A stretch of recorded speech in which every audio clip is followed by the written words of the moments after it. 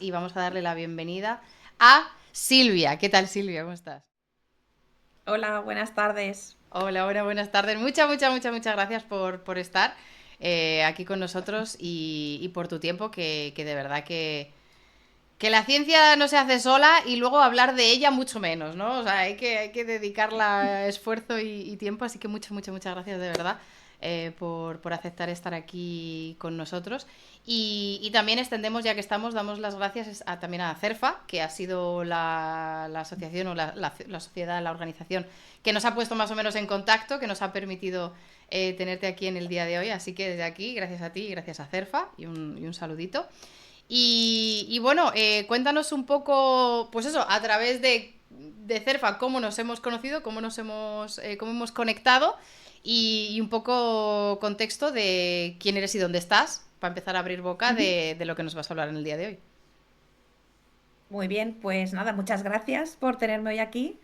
Efectivamente, nos hemos conocido a través de CERFA, que no sé si alguna vez habéis hablado de CERFA aquí en este canal o quizá un poquito. Es la Sociedad de Científicos Españoles en Alemania. Entonces, pues nada, es una sociedad que yo conocí cuando llegué a Alemania. Ahora os contaré un poco sobre mi trayectoria y demás. Y la verdad es que es absolutamente genial porque conecta a científicos de todo tipo. O sea, Pamela, creo que la habéis tenido ¿Sí? aquí en un Just Science, que hace cosas así de neurociencias y Ujú. lenguaje y tal.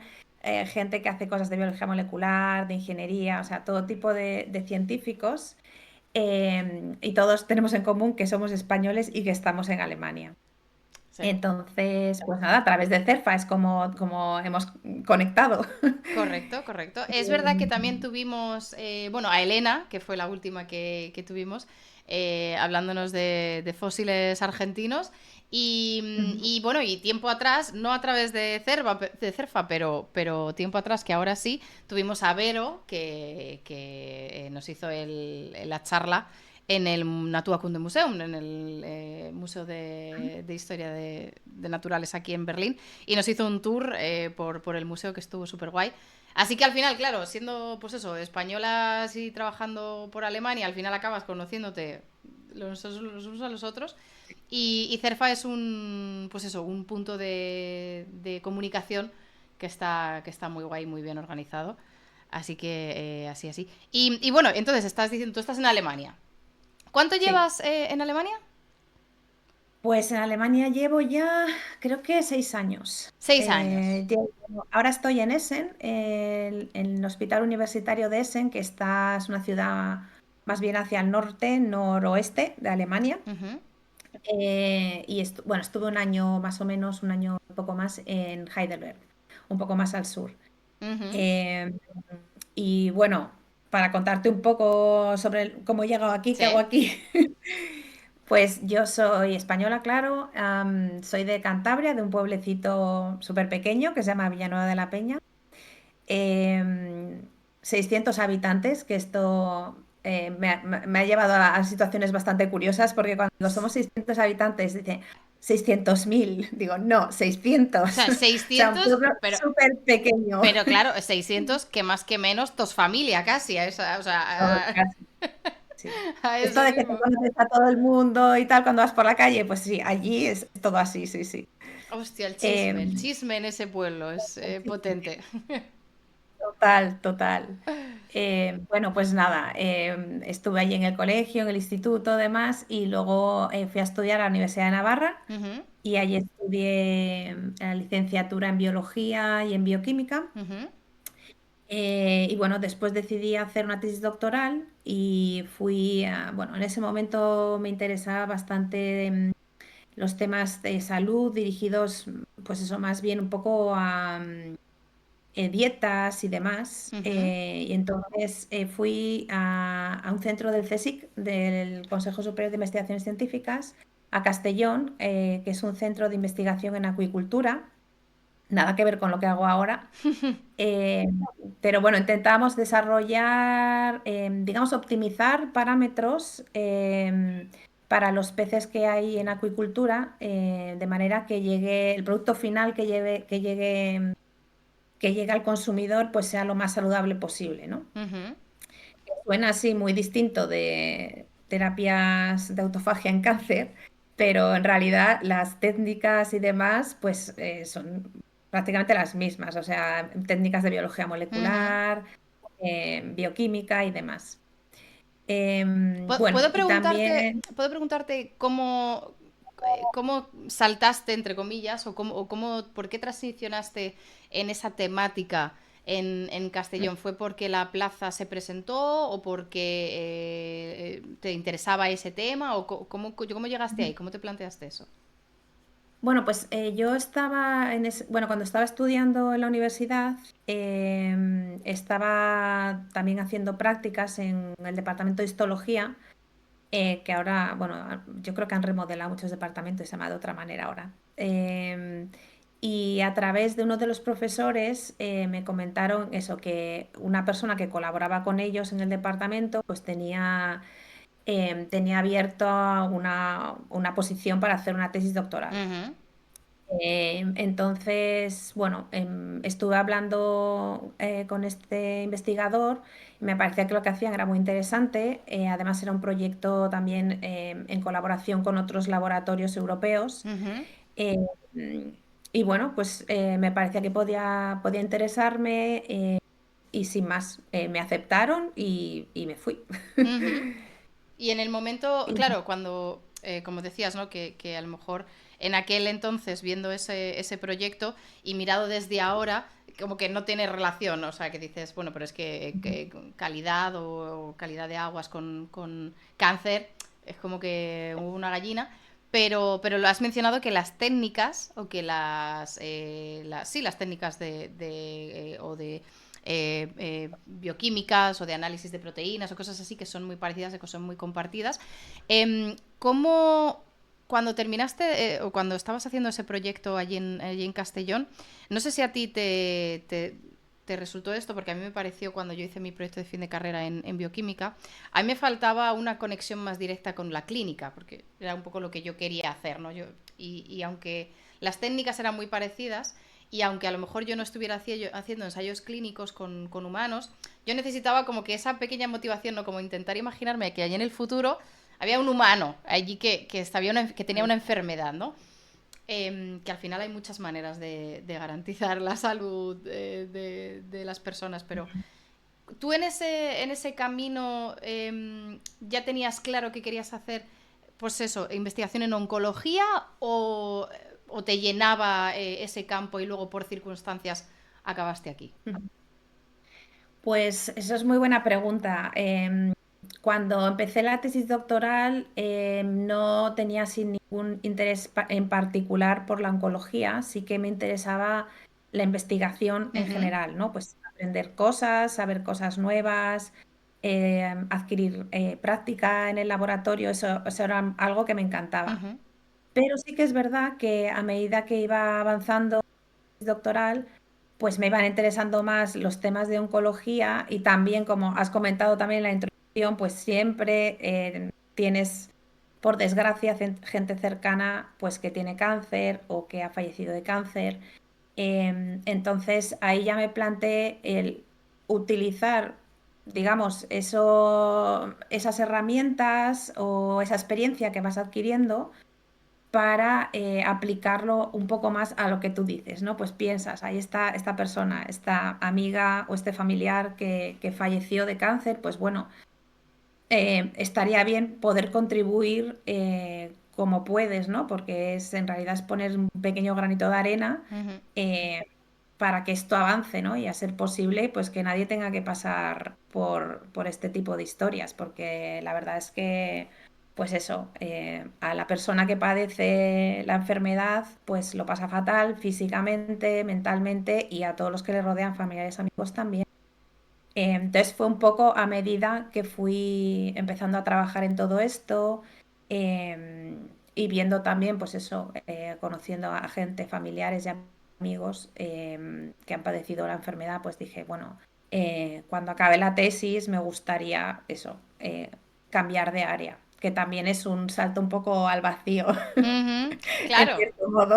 Es que por eso te pregunto, porque yo de proyecto de fin de carrera a tesis, en realidad eso no se considera un cambio de campo, porque no estás especializada todavía, o al menos no estás muy especializada, pero de tesis o sea, de PhD, de doctorado a postdoc, eso sí que normalmente es algo que en el mundo académico se desaconseja, o si se hace, es como, piénsatelo ya muy bien porque ya no vas a poder saltar otra vez, ¿no? Es un poco como que hay mucha presión a especializarte, que en parte es entendible porque necesitas echar tantísimas horas y tantísimo tiempo y esfuerzo en especializarte para saber de un tema, que da la sensación de que si cambias de campo has perdido todo ese esfuerzo y todo ese background.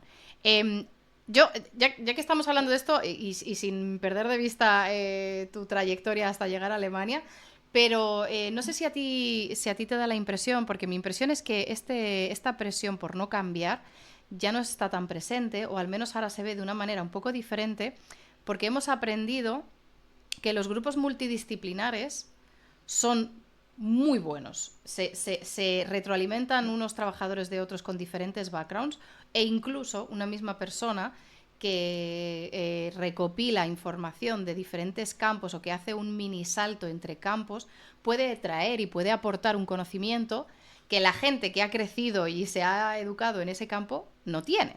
¿Cómo ves tú Efectivamente. esto? Bueno, en tu caso tú saltaste, entonces me puedo imaginar, pero ¿cómo lo viste tú ese atreverte a dar ese cambio en ti y cómo ves el ambiente ahora al respective? O sea, en particular para mí misma, yo la verdad es que en general soy bastante descomplicada. Entonces yo veía, yo lo que quiero es hacer esto y ya está, y lo Ujú, voy a hacer. O sea, lo mismo, una situación parecida o comparable es cuando yo decidí estudiar biología. ujú. Pues la gente me decía, pero ¿para qué estudias biología si no No tienes tiene salida, ya. salidas?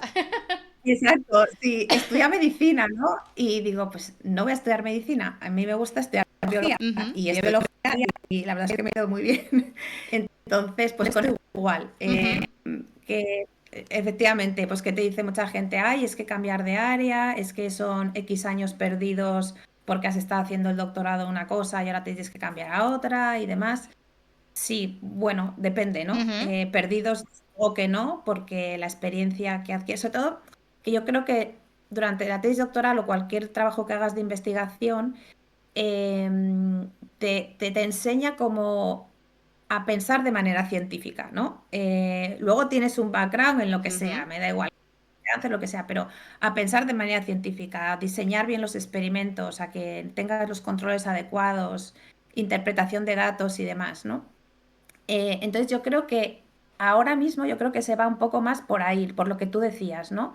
Pues tienes un background en otra historia, bueno, tú sabes pensar de manera Ujú. científica. Si es así, pues adelante, porque el background, pues puedes leer, estarte un tiempo leyendo artículos y aprendiendo y estudiando, ¿no? Y ese background lo vas adquiriendo con el tiempo. Entonces yo creo que ahora sí que es verdad que se valora muchísimo el trabajo interdisciplinar Ujú. y que si tú vienes de otro tipo de, eso de background de microbiología y quieres estudiar, yo qué sé, mecanismos moleculares del cáncer, pues en realidad no es tan importante a mi modo de ver. Ujú. Mientras tú tengas una serie de características y puedas trabajar en equipo también. Claro. Entonces yo creo que es un poco. A mí, la verdad, nunca me pusieron, cuando empecé a buscar trabajo para cambiarme un poco de área y demás, nadie me dijo en realidad, de las personas con las que hablé, Ujú. no me dijeron, ay, pues es que esto no tiene nada que ver con cáncer o con las cosas que hacemos aquí, ¿no? Em, entonces, bueno, en ese sentido igual tuve suerte. Ujú. No, o sea, bien porque yo creo que ahora sí que está mucho más normalizado y aceptado, ¿no? Y que es evidente que Sí. cuando tú haces la tesis en un campo, pues te sabes la literatura, te sabes los nombres de las proteínas, te sabes los nombres de los investigadores y de los PIs que han trabajado, que al final eso se llama un soft, no soft skill, pero soft knowledge, ¿no? Digamos que como que un tipo de conocimiento que es muy valioso y que eso al final lo vas adquiriendo con el tiempo casi sin querer que si cambias de campo, pues pierdes, ¿no? Y tienes que empezar desde cero y estás un poco, como tú dices, ¿no? Tendrás que leerte los papers para enterarte del campo. Pero yo creo que como tú dices, que ahora ya está, ahora se entiende muchísimo mejor que las ventajas que puedes tener y lo que has mencionado tú antes, es que al final también hay muchas técnicas celulares y moleculares que se comparten, que cambia el nombre de la proteína o que cambia el nombre de la línea celular, pero que trabajar en un laboratorio, hacer cultivos, por ejemplo, es hacer cultivos. Exacto, Entonces, tú exacto. cuando tú empezaste a notar que te decía, vale, pues quiero hacer oncología, o sea, quiero investigar en cáncer, quiero hacer no sé qué, no sé cuántos, eh, ¿cómo abordas ese momento? ¿Cómo dices, Ujú. me voy aquí o qué puedo traer? Y mira, ya hay una pregunta en el chat que dice, ¿crees que puedes establecer analogías entre los dos campos? ¿Te resultó fácil traerte cosas a aplicar ahí o decir, pues mira, aquí nosotros lo hacíamos así o esto se me hace muy parecido, esto se me hace muy diferente? ¿Cómo fue esa transición? A ver, en cuanto a técnicas, por ejemplo, sí que, por ejemplo, yo hacía parte del trabajo en la tesis era purificar Ujú, proteínas. Y entonces eso en el proyecto en el que empecé después de la tesis, pues una parte era purificar una proteína. Entonces ahí sí que teníamos, bueno, no estaba muy claro cómo se podía purificar y tal, entonces yo dije, bueno, en mi tesis yo lo hice así, ¿no? De esta ujú, manera. ujú, Eh, entonces podemos intentar hacerlo nosotros así también. Y luego, por ejemplo, análisis de proteínas, muchísimo. Yo hacía en la tesis Western blot, ujú. supongo que la gente sabrá lo que es. Y ahora, o sea, hacemos todo el rato en mi laboratorio Western blot de otras proteínas, pero es exactamente lo mismo.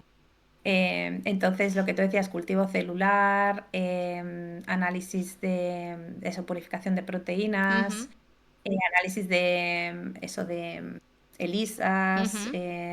ensayos, todo eso, luego lo haces con otras proteínas y otras líneas celulares, pero obviamente luego hay técnicas que son diferentes, Sí. ¿no? Pero bueno, biología molecular te da lo mismo, analizar peces que analizar humanos.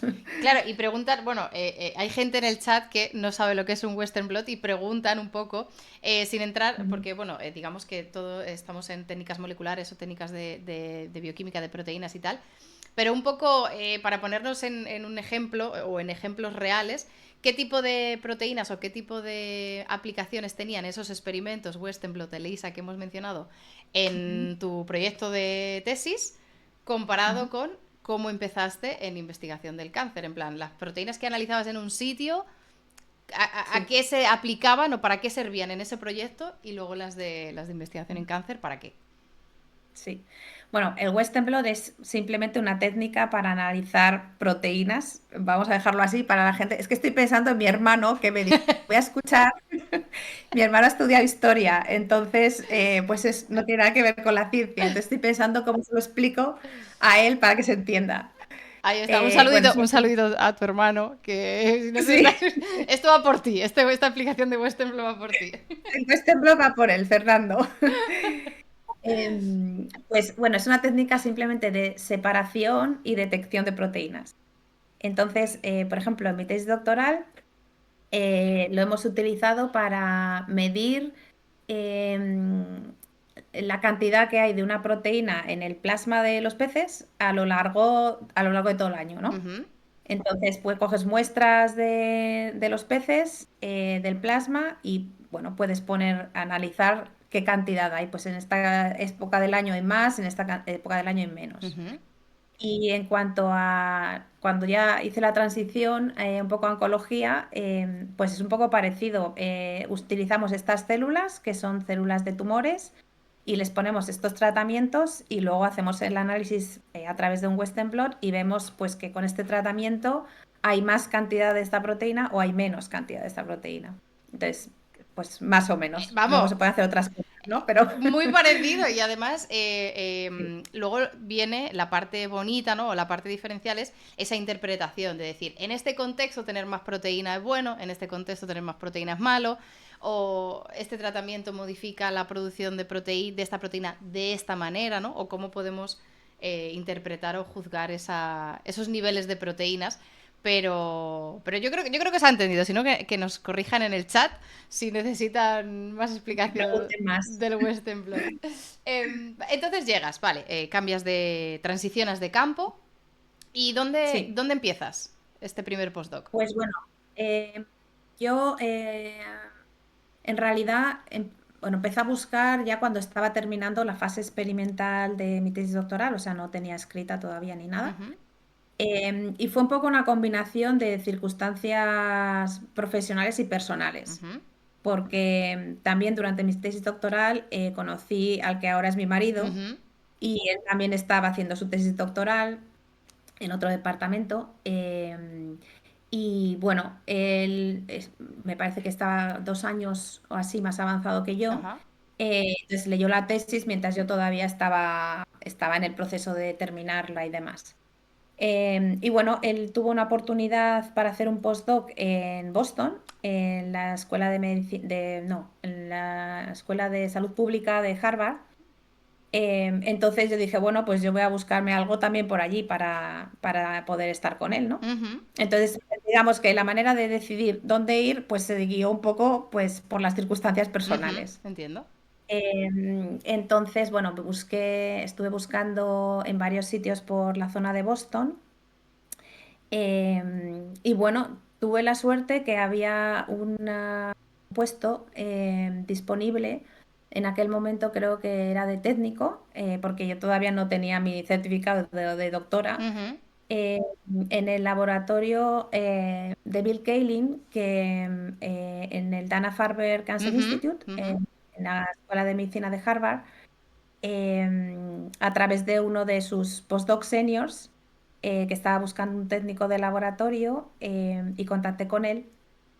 Y bueno, hicimos una entrevista y demás. Bueno, también hice entrevista en otros laboratorios.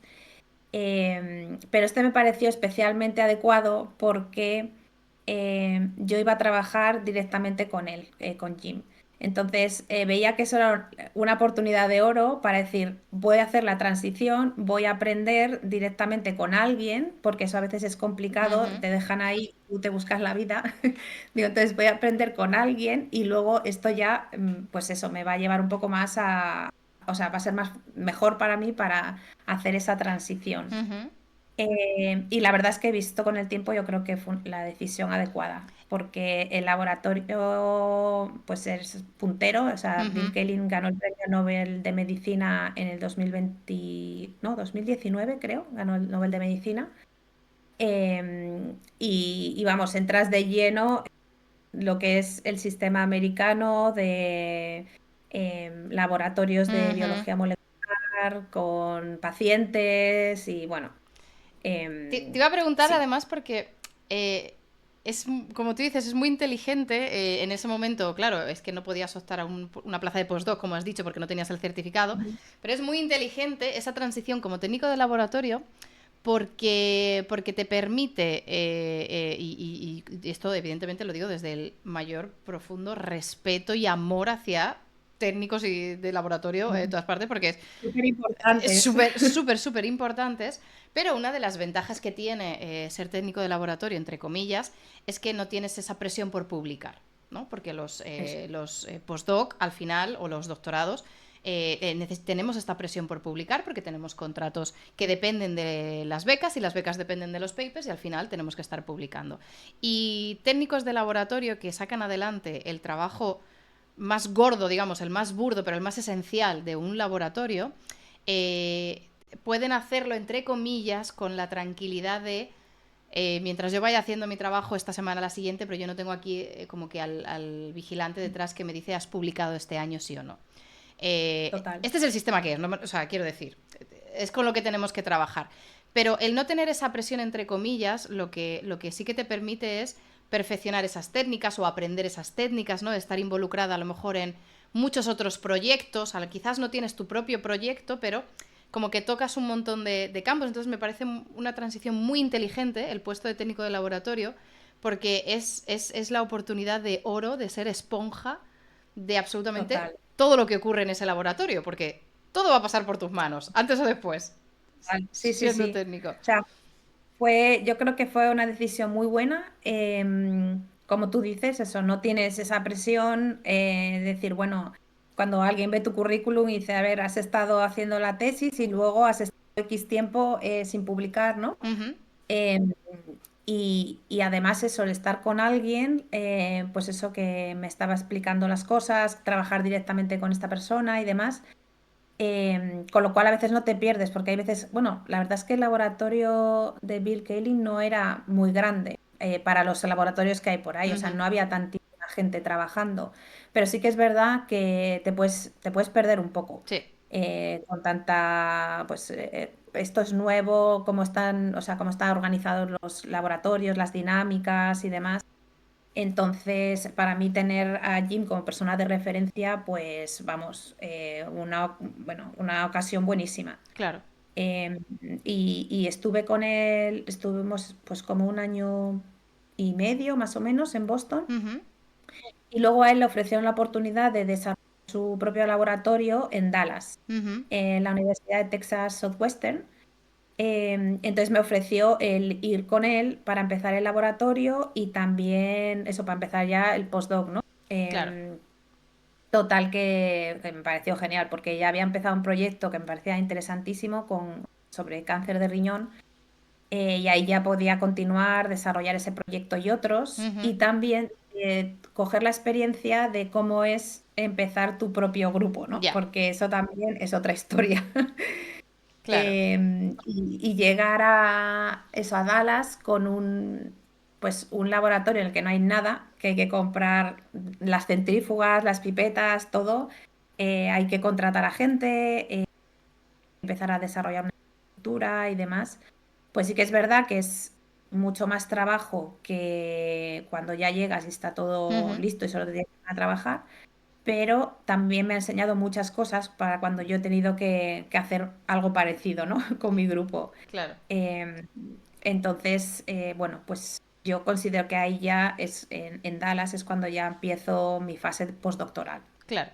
y ya metida de lleno en el tema de oncología. Oncología. Em, Quiero preguntarte, porque como has estado en diferentes sitios, has estado en España en investigación, has estado en Estados Unidos, en Alemania y tal, y yo estuve en Boston también haciendo una rotación durante el doctorado. ¿Cómo te entró, cómo viste el modelo o el ambiente de investigación académico en Boston y bueno, y en Dallas? No sé si notaste mucha diferencia de Boston a Dallas, porque me imagino que son más o menos, sobre todo si es un laboratorio competitivo como era en el que tú estabas, me imagino que puede ser Ujú. comparable. ¿Cómo compararías el estilo de trabajo estadounidense, o sobre todo de estas Ivy League, de estos sitios que son de muy alto standing, que no accede todo el mundo, comparado con cómo se investiga en Europa? Algunas cosas que te fueron un shock, cosas que te gustaron, cosas que a lo mejor, como tú dices, aprendiste allí y quizás luego has traído o has intentado implementar, y cosas que dijiste, esto ni de coña, esto es tóxico y no lo quiero traer yo a mi grupo nunca jamás. ¿Cómo fue tu feeling? A ver, yo creo que, por ejemplo, bueno, más que el sistema científico americano, es la cultura americana, es de trabajar, trabajar, trabajar. Con lo cual, pues bueno, eso es algo que puedes hacer si quieres un tiempo y ya está. Luego, si quieres compatibilizar el tema con tu familia o simplemente con tener tiempo libre para hacer tus cosas, Ujú. pues según con quién estés puede ser complicado. Claro. Entonces, a mi modo de ver, yo creo que es un tema cultural más que Ujú. solamente científico.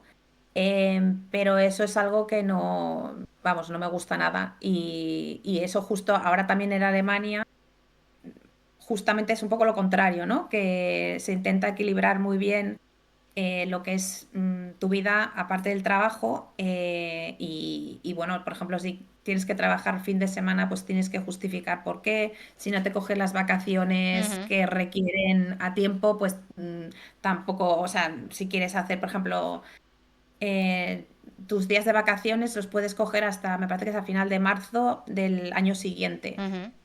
También, si no coges esas vacaciones, las pierdes. Tienes que justificar un poco por qué no te has cogido esas vacaciones, ¿no? Entonces, en Estados Unidos, totalmente distinto. Si no te coges vacaciones, pues mejor porque trabajas más. Sí, literal. Entonces, eso, a modo de ver, pues no, no va conmigo. Sí que es verdad que yo he trabajado muchísimo, muchísimas horas, pero todo el mundo necesita su tiempo para hacer sus cosas y vamos, despejar la cabeza y dedicarse a cuidarse, ¿no? Ujú, Luego, en el tema investigador, yo creo que también es un poco por el tema financiación. Como normalmente hay bastante más financiación que en Europa y, bueno, y sobre todo que en España, ujú, pues ahí también tienes un poco más de libertad para decidir, bueno, pues este proyecto lo hemos planteado así, pero quizá podemos darle una vuelta ujú, por otro lado y tal, y no estás tan restringido como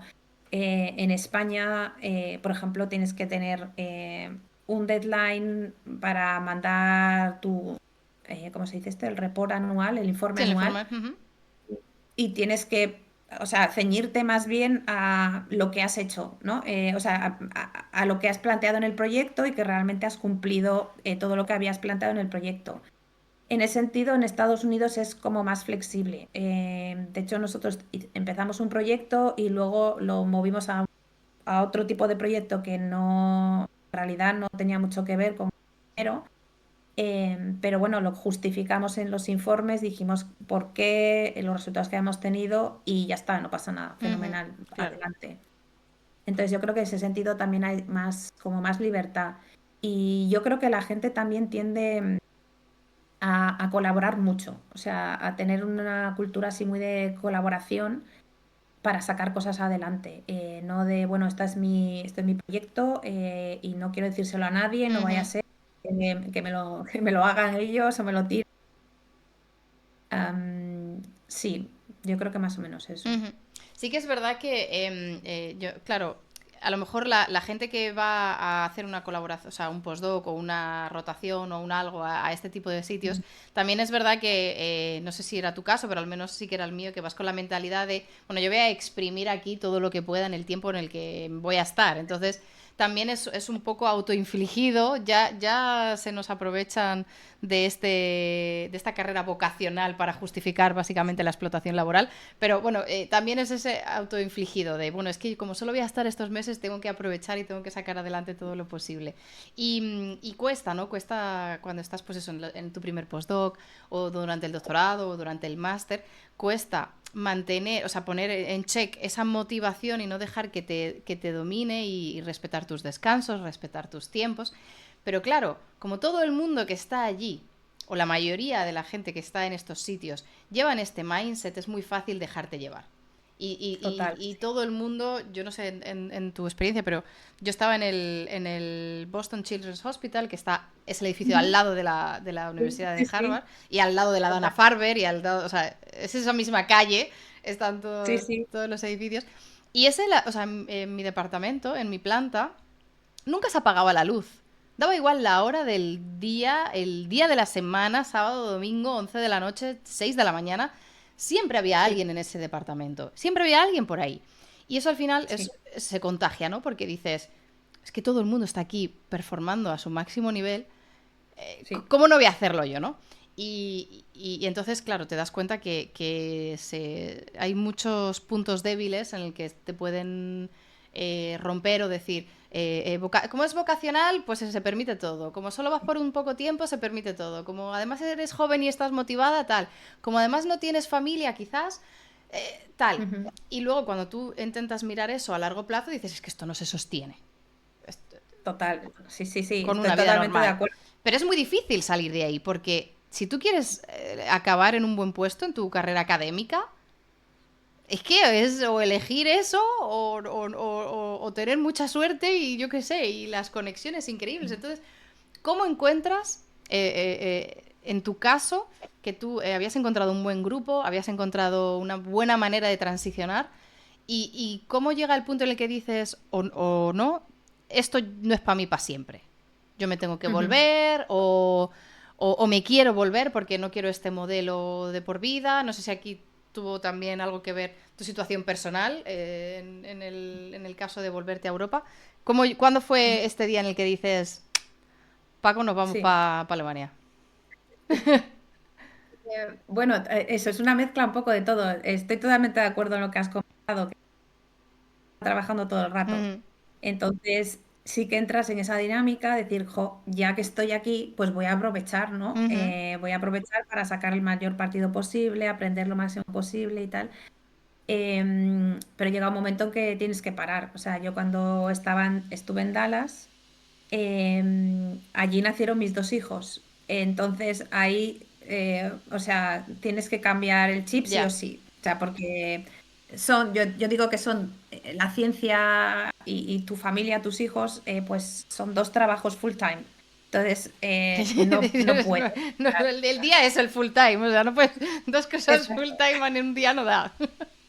Entonces no puede ser, con lo cual, pues nada, hay que cambiar un poco el chip, porque también, bueno, las circunstancias que nosotros teníamos, pues bueno, imagínate, estábamos mi marido y yo con los niños pequeños, no teníamos a ningún familiar allí ni nada, entonces, pues bueno, te las tienes que apañar como puedes. Entonces, pues ahí, pues eso ya, pues dices, pues los fines de semana no voy a trabajar, por ejemplo, ¿no? Wow. Fíjate. Y también eso, pues, intentar organizarte como puedes. Entonces ahí ya ves un poco qué haces, ¿no? O sea, no puedes seguir con el ritmo de estoy aquí aprovechando, pero tampoco puedes perder mucho ritmo porque entonces otras personas van a publicar, tú no tienes papers y demás, ¿no? Entonces, claro, yo empecé a plantearme el buscar una posición para tener mi propio grupo, pero pensé, vamos a ver, esto ya es como un tercer trabajo full time, Tres full porque times. buscar esto no puede ser, o sea, es que, o sea, en el momento que te pones a buscar este tipo de transición o de trabajo nuevo, realmente requiere muchísimo trabajo de buscar, de decidir, de mandar solicitudes. Y dije, yo no me veo ahora para esto, yo con esto ya tengo mi vida totalmente cubierta con todo esto. Em, y entonces hay un poco, bueno, estuve unos años en el laboratorio con Jim y decidí que iba a hacer otro postdoc para eso, para esperar un poco a que mis hijos fueran un poco más independientes, o sea, tampoco fueran adultos, ¿no? Pero por lo menos que fueran un poquito más independientes y demás. Entonces, bueno, hice un segundo postdoc también en la Universidad de Texas Southwestern en el centro de autofagia. Y ahí, bueno, ya había empezado un trabajo un poco relacionado con autofagia y cáncer, pero ahí ya me centré del todo en autofagia y cáncer. Em, y bueno, la experiencia la verdad es que fue muy buena también. Fui al laboratorio de Levin, que es una investigadora, bueno, que yo creo que por desgracia falleció de cáncer en 2020, pero pionera total del campo de la autofagia.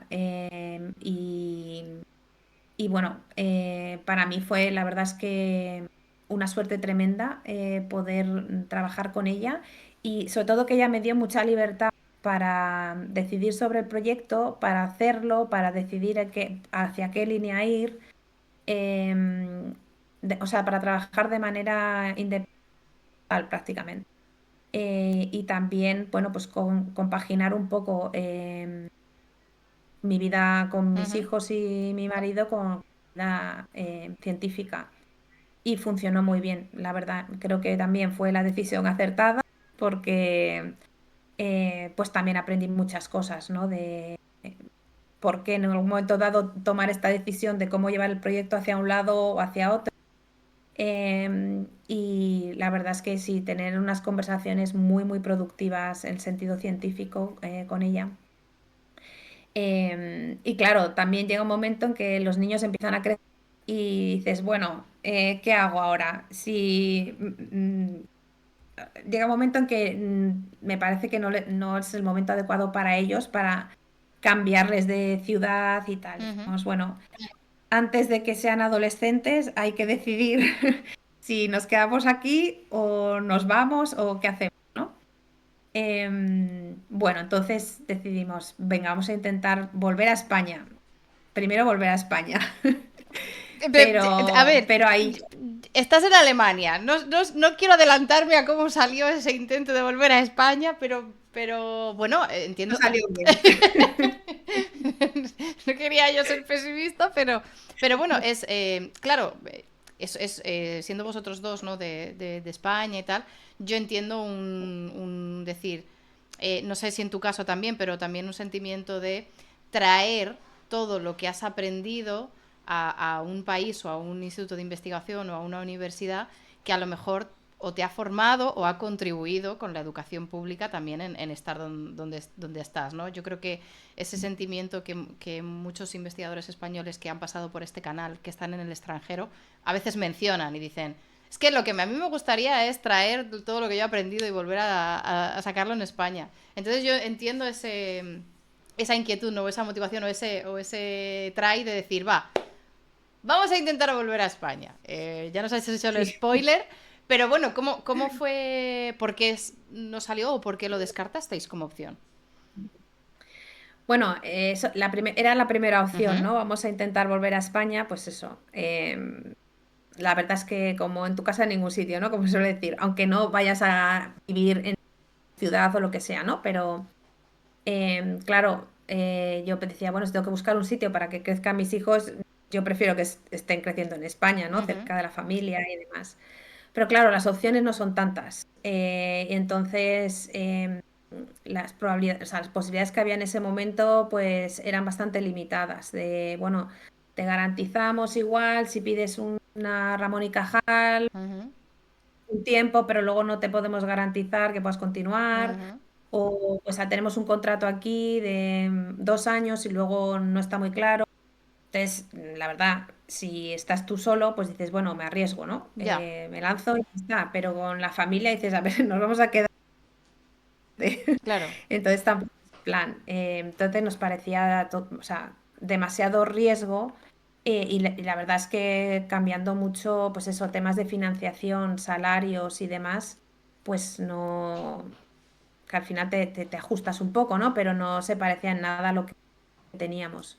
Con lo cual, pues decimos, bueno, pues España no está muy claro, vamos a ver otras posibilidades que pueda haber por Europa. Ujú, Entonces, bueno, fuimos mirando en varios sitios, bueno, y al final, bueno, tanto mi marido como yo, lo que pasa que él lo hizo un año antes que yo, conseguimos un proyecto que lleva el Centro Alemán del Cáncer para reincorporar a gente que está fuera de Alemania, no necesariamente alemanes, ujú. eh, para incorporarlos al sistema alemán y que ya puedan empezar a construir sus propios grupos, ¿no? Ujú, Digamos que te dan un colchón de 2 o 3 años ujú. para que tú empiezas en el laboratorio de otra persona, no es tu Sí, laboratorio, pero te dan libertad para eso, decidir un desarrollarte. poco sobre tus proyectos y demás, y luego conseguir financiación para ya ser independiente. Claro. Entonces, esa posibilidad, la verdad es que era muy buena. Entonces, pues la aprovechamos y así hemos acabado en Alemania. Y eso te iba a Primero, decir, porque sí, no estabais desde inicio en Essen. eso, estamos primero en Heidelberg, en el DICAPSET, en el centro, sí, se traduce así, me parece, Centro de Investigación de Cáncer alemán. Ujú, Y bueno, ahí la verdad, para mí la experiencia fue muy buena también. Estuve en un laboratorio, bueno, todavía colaboro con él, en el que hacían cosas de cáncer de mama y yo también mi último proyecto en Dallas fue sobre cáncer de mama. ujú. Entonces hay De- mucha interacción ujú. muy buena. Y mientras tanto, pues fui pidiendo otros proyectos para eso, conseguir estudiantes, conseguir más financiación para mí misma y demás. Y bueno, bueno, surgió la oportunidad directamente de venir a ese y empezar a construir, bueno, mi marido su grupo, yo mi grupo, y aquí estamos. Así ha sido un poco la historia.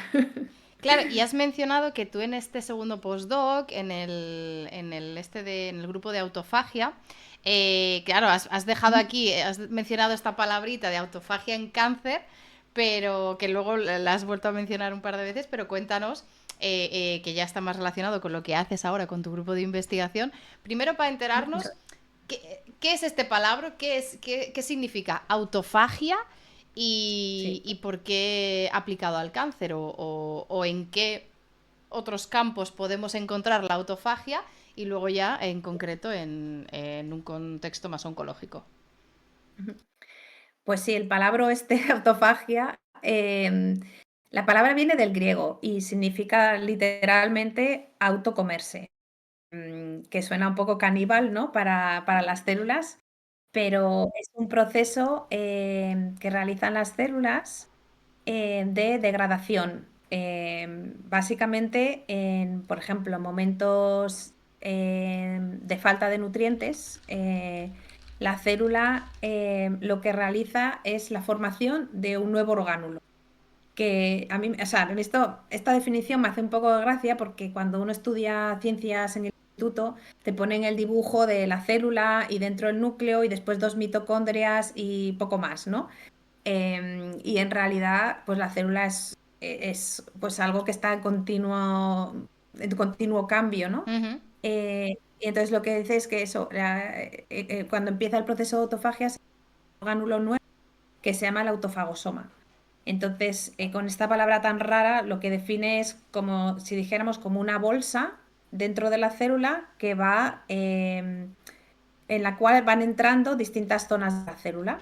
Y luego esa bolsa se fusiona con otro orgánulo que se llama soma Ujú. y se empieza a degradar todos sus componentes. Y eso que se degrada se puede utilizar para otros procesos celulares, por ejemplo, en el metabolismo o para conseguir nutrientes, como he dicho, cuando no hay nutrientes disponibles, o también señalización celular con otras células vecinas.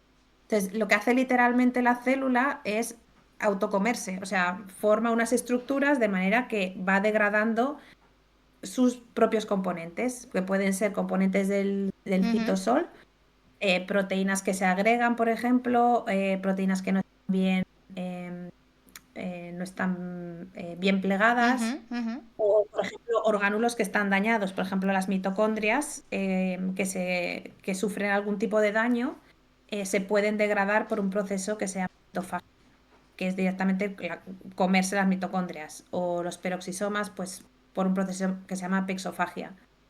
Entonces, esto es un proceso que ocurre de manera natural en todas las células del cuerpo. Digamos, para mantener las células saludables, o sea, con buena salud, ¿no? Cuando hay algún tipo de daño celular, pues lo que intenta la célula con la autofagia es pues eliminar esos daños, pues degradando. Por ejemplo, si hay, bueno, como he dicho, ¿no? Por ejemplo, alguna mitocondria dañada, pues intenta eliminar esas mitocondrias que se han dañado. Y luego también se ha visto pues que está desregulada o que puede haber problemas en algún tipo de enfermedades, entre ellas el cáncer. Ujú. Por ejemplo, se ha visto también en enfermedades tipo Alzheimer, que se acumulan en el Ujú. cerebro proteínas, pues que ahí la autofagia juega un papel muy importante porque ahí la autofagia puede ayudar a degradar, comer esas proteínas, ¿no? Y en el caso del cáncer, pues la verdad es que si uno busca en bases de datos tipo PubMed, autofagia y cáncer, te salen 4.000 millones de artículos que tienen esas dos palabras. Ujú. Pero la verdad es que el tema de la relación de la autofagia con el cáncer depende mucho del contexto y es un tema que la verdad tiene bastante controversia, porque se dice que a veces es importante en los cánceres parar ese proceso de autofagia para que respondan mejor a terapias o en el sentido contrario. O sea, a veces encuentras artículos que dicen exactamente lo contrario. Con lo cual, digamos, el estudio de la autofagia y el cáncer, em, pues eso, depende mucho del contexto, del tipo de cáncer, digamos, el momento en el que se estudia el cáncer, si es un cáncer que está en los primeros estadios o más adelantado. Ujú. Entonces, en mi grupo, como, bueno, hemos visto que esto es bastante confuso en general, eh, lo que intentamos es detectar cánceres que pueden responder a terapias en las que se modifica la autofagia, o bien solamente con autofagia o bien en combinación con otros. Con lo Ajá. cual hacemos estudios de bases de datos o bases de datos disponibles, por ejemplo, en TCGA o em, digamos públicas, bases de datos públicas, o conseguimos nosotros hacer estudios a gran escala de proteómica, por ejemplo. Ujú. Lo que significa es pues, estudiar todas las proteínas de una célula, comparando distintos tipos de cánceres o de genómica. Bueno, intentamos coger datos a gran escala, analizarlos, Ujú. ver si determinados tipos de cánceres pueden ser Tienen más patrones sensibles. o... Ujú. Eso es. Pero, Con lo cual, eliminamos muchos, no queremos estudiar muchos tipos de cánceres porque pensamos que no, que va a dar igual que hagamos modificaciones en autofagia, porque eso no va a ser. yo tengo una Perdón. pregunta un poco, volviendo quizás un pelín para atrás, porque, claro, si tú tienes un proceso como es la autofagia que nos has explicado, que está involucrada o relacionada o asociada a muchísimas enfermedades, cuando funciona bien, cuando funciona mal, cuando funciona regulinchi y tal, en unos tipos de... Si además es específica de unas células en concreto, ¿no? O si es un problema o una disfunción que está en todas las células, tienes diferentes enfermedades o diferentes síntomas. Entonces, es un poco... Puedo entender que dices que hay papers contradictorios, porque cuando tienes un proceso tan básico, tan estandarizado, o sea, tan aplicable a absolutamente todo, que Eso además es. es un proceso plástico, ¿no? Es un proceso en el que afectan muchos factores y se va modificando a las necesidades y las condiciones. Es como, no sé, es como decir metabolismo y cáncer, es como pues todo. O como decir nutrición y cáncer, y es como, o sea, bueno, nutrición y cáncer no, pero es como decir, ¿sabes? Nutrición y metabolismo, es como, claro, están relacionadas. Ejercicio y metabolismo, claro, o sea, como son dos cosas, Sí, dos conceptos muy grandes y muy básicos para la función de la célula, claro, eso es. según los otros factores puedes tener un efecto beneficioso o un efecto perjudicial. Pero, Total. ¿cómo encuentras como nos has dicho, ¿no? Que ahora miráis bases de datos así muy grandes para intentar identificar los candidatos, ¿no? Los mejores candidatos para tal. Pero ¿cómo identificas el patrón de... ¿Es este el cáncer? ¿Este cáncer tiene las características necesarias que yo quiero para estudiar la autofagia? ¿O va a Ujú. dar igual lo que cojas solamente, entre comillas, solamente, solamente necesito modificar la autofagia en este parámetro para poder ver esos efectos? ¿Cómo encuentras ese patrón, ¿no? O esa Sí. cosa común. A ver, bueno, tienes toda la razón en lo que has comentado, ¿no? Que es un proceso muy, o sea, es fundamental para todas las células del cuerpo. Entonces necesitas, ¿cómo distingues, por ejemplo, cómo ves que un tratamiento que dura autofagia va a afectar al tumor, pero no afecta a las demás células, ¿no? Claro. Entonces, por ejemplo, claro, esto de mirar patrones no empezó así de la nada. Empezó en el laboratorio en Dallas. Bueno, con datos que ya estaban casi por publicar en ese momento, me parece, de ese laboratorio, habían visto que un tipo en concreto de cáncer de pulmón, que tiene alteraciones en unos receptores que se llaman EGFR. Bueno, para los que escuchen que no son de ciencia, es como, digamos, una molécula que comunica la parte de fuera de la célula con la parte de dentro, ¿no? Y tiene alteraciones en algunos tipos de cánceres, por ejemplo, en un tipo concreto de cáncer de pulmón. Ujú. Entonces, en ese estudio vieron que esta molécula IFR directamente, aparte de todas las vías en las que actúa, directamente actuaba en una proteína de la vía de autofagia, que se llama biclina. Ujú. Eh, bueno, entonces, bueno, una serie de estudios, un estudio muy bonito que se publicó en Cell. Entonces, ahí el razonamiento también, analizamos bases de datos en cánceres de mama que tienen alteraciones en una molécula que es de la misma familia que este receptor. Entonces, en el cáncer de mama, aproximadamente el 20% de los cánceres de mama tienen sobreexpresión, o sea, se produce muchísima cantidad de HER2, que es esta proteína de la misma familia que habíamos comentado. Entonces, analizamos datos de base de datos genómicas, dividiendo entre cánceres que están clasificados como HER2 positive, o sea, sobreexpresan esta proteína, o los que no. Y ahí nos salían patrones diferentes en los genes De autofagia. que codifican proteínas para autofagia. Vale. Claro, eso no necesariamente se relaciona con la actividad de la autofagia, pero bueno, ya te da una idea, ¿no? De que quizá pueda ir por ahí un poco. Y luego también tuvimos acceso a bases de datos, bueno, para que sea fácil también de proteínas, ¿no? Así en general. Sí. Y también vimos que algunas proteínas que se pueden considerar marcadores, aunque esto bueno, no está muy claro, de autofagia también eran diferentes según si eran cánceres de este tipo, HER2 positive, o los demás tipos de cánceres.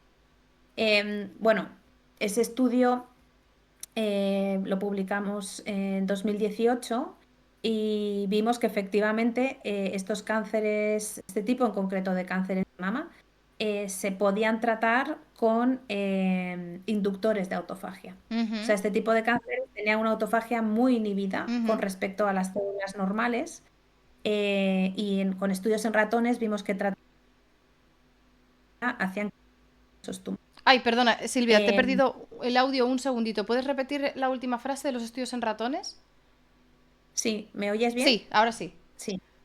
Que los estudios en ratones vieron que, bueno, los estudios en ratones que hicimos bueno, que hicimos tumores de este tipo de cáncer de mama y los tratamos con un inductor muy concreto de autofagia y veíamos que no crecían esos. Vale. Mientras que los controles pues crecían bastante. Bueno, entonces eso nos dio esta idea, ¿no? De por ejemplo, como estas dos moléculas, HER2 y EGFR, son de la misma familia, es posible que esta familia se llama receptores de tirosina quinasa. Que cánceres que tengan alteraciones en general en los receptores de tirosina quinasa puedan ser más sensibles a tratamientos que modifican la autofagia. Y bueno, eso es lo que estamos viendo ahora, ¿no? Hemos publicado hace poco un tipo de cáncer que también tiene modificaciones en otro receptor de tirosina quinasa y que se puede ver un efecto similar. Y ahora también hemos visto no en receptores de la membrana, sino en otras tirosinas quinasas, que también hacen ese mecanismo de alteran una de las proteínas que está implicada en la vía de la autofagia. Tengo dos preguntas. Una es el tema de los modelos de ratón, porque hemos tenido aquí, pues, ya te digo, investigadores e investigadoras de muchos ámbitos diferentes, pero sobre todo, pues eso, en unas investigaciones o en un campo de investigación más biosanitario, más orientado a enfermedades, muchas veces sale el tema de los modelos animales, y lo hemos hablado muchísimo en el canal, y está todo bien. Y tú has mencionado que utilizabas bases de datos de pacientes, que, pues eso, la gente que se le diagnostica un cáncer, que normalmente se toma una biopsia para hacer una patología, para hacer un diagnóstico histológico y para ver los nombres y apellidos del cáncer, la presencia de estos receptores que lo has mencionado, y que muchas veces eso determina el tratamiento y que también ayuda, pues, en estas bases de datos para los investigadores, para ver qué perfiles moleculares de cáncer están. Esto también lo digo porque si alguien se pregunta, ¿no? Dice, pero es que participar en los ensayos clínicos a veces es no sé qué. No, a veces participar en un ensayo clínico es dar el consentimiento de que tu información se comparta en una base de datos. Entonces, que a veces no requiere extra de tu parte y ayuda a investigadores como tú a acceder a esta información. Pero claro, antes de testear toda esta información En humanos, el modelo científico que tenemos establecido tiene que pasar por experimentos Sí. en ratones o en lo que sea. Y especialmente pues en este tipo de modelos de cáncer, donde hay una inducción de tumor para probar un Ujú. tratamiento. Y entonces la pregunta que siempre viene, y que seguro que hay alguien en el chat, y si hay algún valiente que me lo confirme, lo hará, la pregunta obvia es, ¿y en qué se parece ese tumor que tú induces en ese ratón al cáncer de mama que luego tenemos en humanos?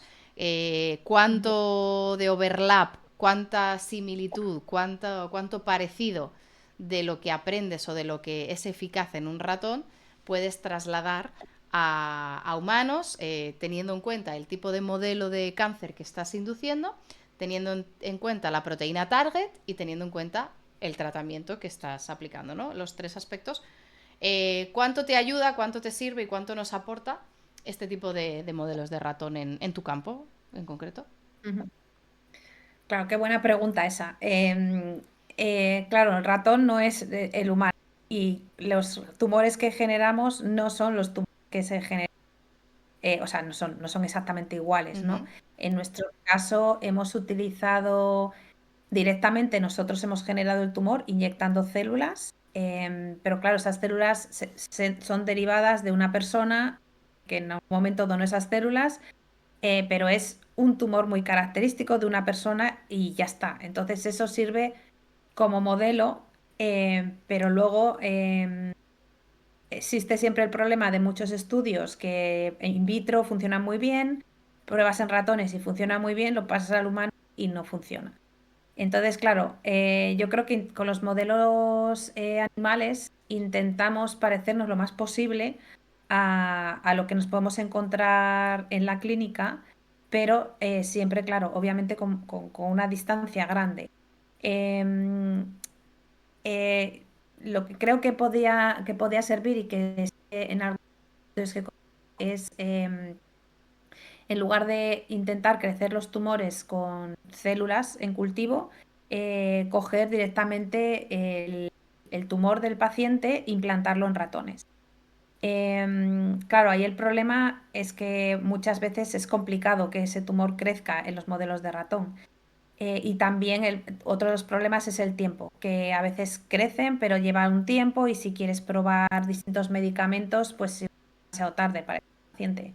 Claro. Entonces, bueno, otro sistema que también estamos utilizando en colaboración con otro laboratorio son los organoides, Ujú. que cogen bueno, en colaboración con los médicos en la clínica, cogen los tumores directamente del paciente y los tumores con las células tumorales y todas las células que pueden aparecer alrededor se ponen en cultivo. Y la verdad es que esos mantienen la estructura del tumor, mantienen las líneas, o sea, todas las células que hay en el tumor en la persona, pero los estás creciendo de nuevo en un sistema que no tiene los órganos del cuerpo y demás.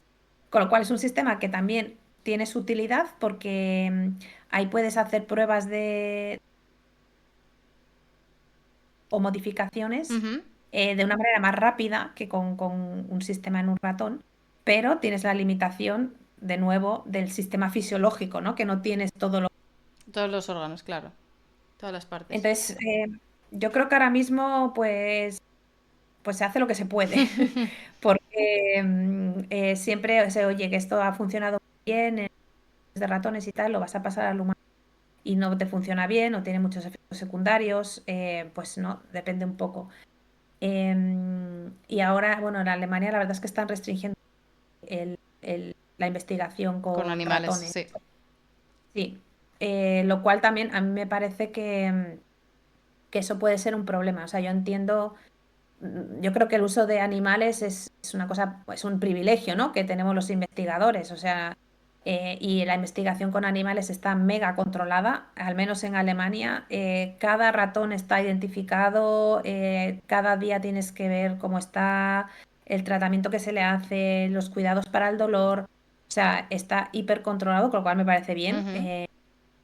pero creo que por otro lado están restringiendo demasiado, porque hay veces que se hacen estudios para limitar el número de animales que se utilizan, pues no te permiten usar, por ejemplo, más por tratamiento. Sí, Y a veces no necesitas más para saber si los que te dan son significativos cuando hace la estadística, ¿no?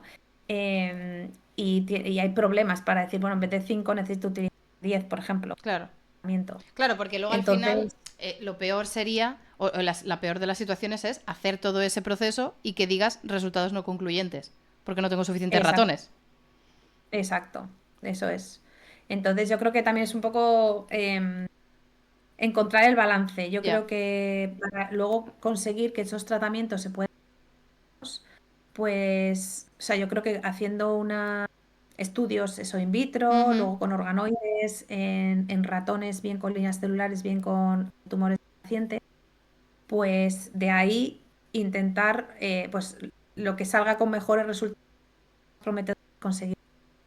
Sí. Ay, Pero perdona siempre Silvia, queremos. me han dicho en el chat y ahora lo acabo de notar yo también, que a veces se va un pelín el audio. Puede que sea mi internet, que ya me ha dado problemas al principio, pero a ver si me confirman en el chat si más o menos se te puede oír bien. Yo en principio, si no que me confirme el chat, yo en principio te tengo lo más alta posible de audio. Vale, El mío no se va, o sea, es el que entra vamos por a ver. Discord, vale. Bueno, vamos viendo y si no, pues intentamos arreglarlo. Pero para no cortarte o para retomar donde habías dicho, que al final sí que es verdad que en Alemania se están restringiendo y una reflexión que yo suelo hacer con investigadores que trabajan con ratones, o yo misma cuando he trabajado con ratones, es que los primeros que sabemos lo importante y necesario que son los ratones, pero también los primeros que Gerne dejaríamos de trabajar con ratones somos los investigadores. O sea, quiero decir, yo cada vez que hablo con investigadores no me he encontrado todavía a nadie que diga, a mí me encanta manejar. No, o sea, evidentemente es un mal necesario, entre comillas.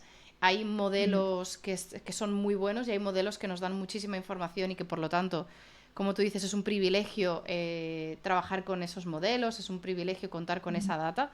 Y yo creo que en parte tenemos que defender esos modelos como una herramienta muy esencial para hacer la ciencia mm. o para hacer la ciencia que nosotros tomamos como aceptables. Y yo creo que siendo los investigadores los primeros que ojalá utilizar menos ratones los menos Sí, posibles, somos los primeros interesados, pero como tú dices, se está restringiendo tanto, se están poniendo tantas dificultades a trabajar con ratones en Alemania y en Berlín. O sea, nosotros tenemos las regulaciones de Alemania, luego las de Berlín y luego las de Charité, que es como. O sea, hay 1000 sí. niveles de restricciones que nos están aplicando y que hemos tenido que cerrar muchos proyectos de ratones. Y mi Mm, crítica va, no sé si tú también la compartes en este aspecto, es que los modelos alternativos, como los organoides que has mencionado, como el organ on a chip, o sea, chips que mm, imitan órganos, o el in vitro all school, no están al nivel de dar mm. la evidencia científica o de dar la información que necesitas para saltar a humanos. O sea, no estamos. Entonces, si tú tienes un proceso en el que necesitas in vitro con células, modelos de ratón, y luego ya saltar a humanos, y tú estás restringiendo, tú estás haciendo un cuello de botella en la data que pasa por este paso, Mm. y estás limitando y estás restringiendo y no tienes ninguna alternativa para decir, vale, no me hagas ratones, pero hazme organoides y te dejo que hagas humanos. Y tú dices, vale, pues vamos Sí. transicionando de técnicas. Pero es que no estamos ahí. Estamos restringiendo ratones, pero no estamos ni, bajo mi punto de vista, ni potenciando ni facilitando estas técnicas alternativas, ni las entidades gubernamentales como los comités éticos se están adaptando tampoco a conceder ensayos clínicos sin haber tenido los ensayos de ratones. Entonces, ¿cómo Mm. narices hacemos esto? O sea, ¿cómo transicionamos de un sitio a otro si nos están poniendo palos en las ruedas? No, yo estoy totalmente de acuerdo. O sea, de hecho, nos ha pasado en un proyecto de colaboración. que tenemos aquí con el grupo de Samuel, mi marido, que tenemos trabajamos en cosas distintas, pero tenemos un proyecto conjunto. Ajá. Eh, o sea, nos salen unos resultados en organoides que son espectaculares y que diferencian muy bien dos tipos distintos de tumores. O sea, podría ser bastante específico para un tumor determinado. Y bueno, surgió la posibilidad de, bueno, vamos a pasar trials y demás. Y claro, los médicos decían, no, necesitamos los experimentos Ratones. en ratones. Ujú. Y dices, vale, pero los ratones tenemos que mandar los protocolos, lo que tú has dicho, protocolos que te lo revisan, meses y meses esperando a que te den el permiso para tener todos los detalles y demás. Y bueno, ahora vamos a empezar los trabajos en ratones, pero estos resultados ya los tenemos en meses. Ya, Con lo cual, ¿qué haces? O sea, o aceleras el proceso para de una manera racional hacer experimentos con ratones, o tenemos ahí potenciales nuevos tratamientos que no se pueden probar en humanos parado. sí, Entonces yo creo que ahí, yo no sé cómo, pero tendría que haber un esfuerzo por parte de tanto la comunidad científica como la comunidad reguladora que hay sí, entre políticos y demás, em, para hacer ver las distintas posiciones. Yo creo que ahora mismo no hay ningún modelo que pueda ser mejor para probarlo. claro, Pero claro, mm, si nos restringes, pues tiene que haber otras posibilidades. Ya está. claro. Es Porque nadie que quiere probar de nuevo en humanos. Vamos a probar algo que no hemos probado nunca, lo probamos en una persona. Pues dirá, pues no quiero que probéis en mí. Primero enséñame claro, eh, enséñame data de que seguridad, funciona. claro, claro. Y además es que con eso que estamos hablando, y por cierto, voy a hacer un breve inciso para agradecer a Sara Oria que nos ha hecho una raid y nos ha traído a gente, así que muy bienvenidos a todos. Estamos aquí charlando con Silvia de autofagia y cáncer, más ahora más en concreto de modelos de ratones para investigar en investigación de cáncer. Y claro, y eso es un poco lo que dices, que no solo es la comunidad científica, que nosotros lo sabemos de sobra, lo que cómo se investiga con ratones y las limitaciones que tiene, sino todas estas decisiones que vienen pues, de estas cúpulas o de estas entidades reguladoras, comités éticos, universidades, gobiernos, etcétera, etcétera, que todo ello viene motivado, viene alimentado por una iniciativa buena, que es limitar el uso, regularlo, Ujú. reducirlo al mínimo imprescindible, cosa que estamos todos on board, o sea, a mí me parece maravilloso y desde luego que es la idea. Y para asegurarnos esto, pues tenemos que establecer unas medidas estándares, ¿no? Unos protocolos de actuación, me parece maravilloso.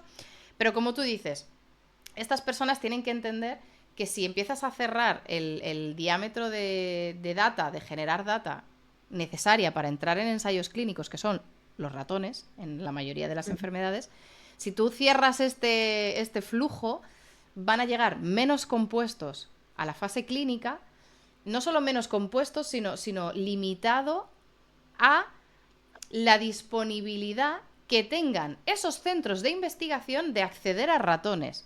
Y aquí ya sí que nos estamos cargando todas las oportunidades y las universalidades de la ciencia.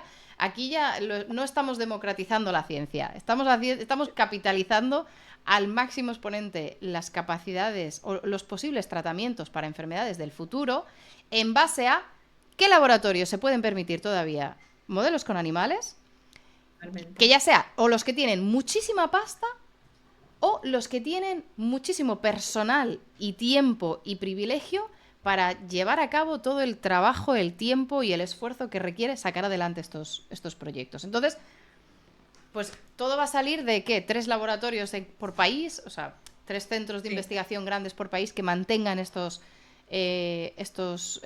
animal facilities, estos sitios donde se investiga con animales. ¿Y el resto qué vamos a hacer? Pues, Claro. ¿qué coño hacemos? O sea, quiero decir, ser conscientes de que estas Sí. medidas al final lo que hacen es canalizar a los 3 o 4 grupos pioneros en cada enfermedad que mantengan los modelos de ratón, porque todos los compuestos que quieras tratar para esa enfermedad van a tener que pasar por ahí. Total, sí, sí.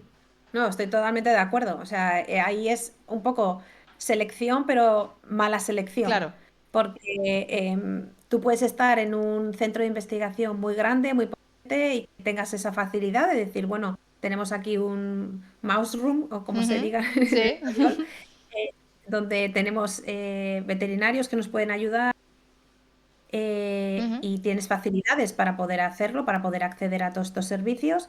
O si estás en un centro de investigación que sea más pequeñito, que no tenga estas posibilidades, Claro, no puedes hacer nada, se acabó. lo cual es absurdo porque salen ideas buenísimas de todas partes. Que se supone no- Correcto. Correcto. Y Entonces, un detalle que también han puesto en el chat, y llevado al extremo de si en Alemania se empiezan a convertir en una tarea absurdamente imposible hacer modelos con ratones, pero hay en otros países en los que sí, que a lo mejor no tienes esas regulaciones tan estrictas y deficientes, a lo mejor en algunos casos, que no velan por la seguridad de los animales. Entonces, al final, ¿qué estás haciendo? Empeorar la situación, porque los experimentos se van a hacer igual. Pero la vas a hacer desde- en un país donde no tienes la seguridad o la tranquilidad de que se están cumpliendo con los estándares de animal cruelty que aceptamos aquí. Y ya no solo, aunque digas, no, bueno, me da igual, a mí me la pelan los ratones, para eso están, para generar ciencia. Ok, vale, te puede dar igual el bienestar del ratón al hacer la ciencia. Pero es que el tratamiento que tú saques en un animal estresado es diferente a un animal que no es estresado. O sea, es que aunque solo sea por puro egoísmo, a ti te sí, sí, sí. interesa que ese ratón Esté bien. claro, esté bien, no tenga, pues eso, unas infecciones de lo que sea, no tenga un estrés crónico, no tenga depresión. O sea, a ti te interesa que ese ratón cumpla o imite la medida de lo posible al humano que tú quieres tratar. Y aunque Claro. solo sea por egoísmo, pues eso, necesitamos que se controlen estos estándares. Yo no. A lo mejor aquí hemos entrado un poco en panic alert, y yo no quiero tampoco ser así muy alarmista, pero tú que tienes la opción y la necesidad para sacar adelante tu investigación, servirte de estas técnicas, de los organoides, de los animales, los modelos de ratones, de utilizar las células de los pacientes, ¿no? Las propias células tumorales y tal. ¿Cómo ves tú, qué camino, cómo planteas tú, qué estrategia de proyecto tienes? ¿Repartir los huevos en diferentes cestas? Ujú. Intentar, pues como dices, ¿no? Colaborar con grupos que tienen unas técnicas alternativas y con toda esta data darte de hostias con el comité ético para que te acepten los ensayos clínicos. Perdóname el lenguaje, pero ¿cómo puedes seguir Sí. sacando adelante esta data con ensayos clínicos? Pues hombre, ahora mismo estamos un poco en esa tesitura, ¿no? Porque ya hasta ahora he hecho pues esos estudios in vitro, Ujú. muy bien, estudios en ratones, bien. em, y ahora y ahora el paso para estudios clínicos que, Ujú. de momento ya hemos visto que tenemos el escollo de los, o sea, para este proyecto en concreto, si no Ratones. hay ratones, nada. Ujú. Entonces, pues ahora estamos Claro. con los ratones, después de meses y meses de intentar que nos lo aprueben y una vez que haya funcionado en ratones, entonces ya podemos hablar con los médicos, buscar Ujú. financiación y demás. Pero yo creo que o sea, la única posibilidad es que si no hay posibilidad de hacer estudios con ratones en tu institución, intentar hacer colaboraciones, Ujú. pero claro, buenas colaboraciones, porque ahí también tienes que ver un poco lo que tú decías, ¿no? Que sea un grupo Ujú. fiable, porque hay, pues eso también se sabe, ¿no? Que hay grupos que, bueno, lo del cuidado animal, Sí. pues no lo tienen en cuenta. Entonces, yo creo que es muy importante las colaboraciones, no solo en este sentido de, bueno, ahora que tengo esto que parece que funciona muy bien en organoides, pero tengo este escollo, pues nada, lanzarse a colaborar con quien se pueda, Ujú. pero también en otros, en cualquier momento del proyecto, ¿no? Sí. Es que, pues, la manera de resolver un problema en el proyecto es haciendo esta técnica y nosotros no tenemos el aparato que hace falta, Ujú. la experiencia para hacerlo bien, Ujú. pues colaborar Con con quien quien se sea. pueda. Ujú. Claro. Y en general, yo tengo buena experiencia, la verdad, con las colaboraciones y eso, la gente en general son abiertos a colaboraciones.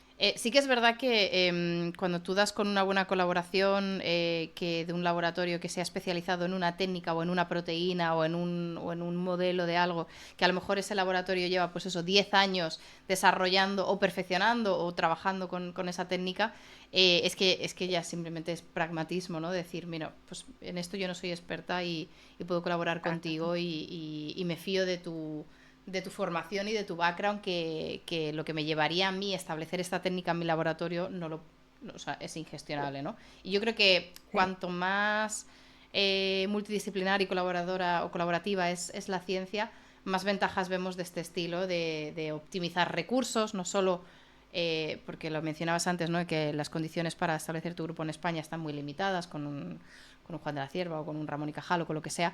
Y en Alemania, aunque están un poco mejor, pero evidentemente optimizar los recursos que tienes es aplicable claro. en cualquier rango de budget. Sí, Siempre es deseable. Y luego el tema de otra pregunta así un poco relacionada con más a futuro, ¿no? En plan en ensayos clínicos, en el momento en el que ya tienes estos ratones, tienes estos modelos y tal. ¿Cómo? Porque has mencionado que al hacer los screenings de las bases de datos de los tipos de cáncer, has mencionado cáncer de mama, por ejemplo, un par de veces. ¿Cómo verías tú el target para aprovecharnos o modificar esta autofagia como tratamiento de cáncer?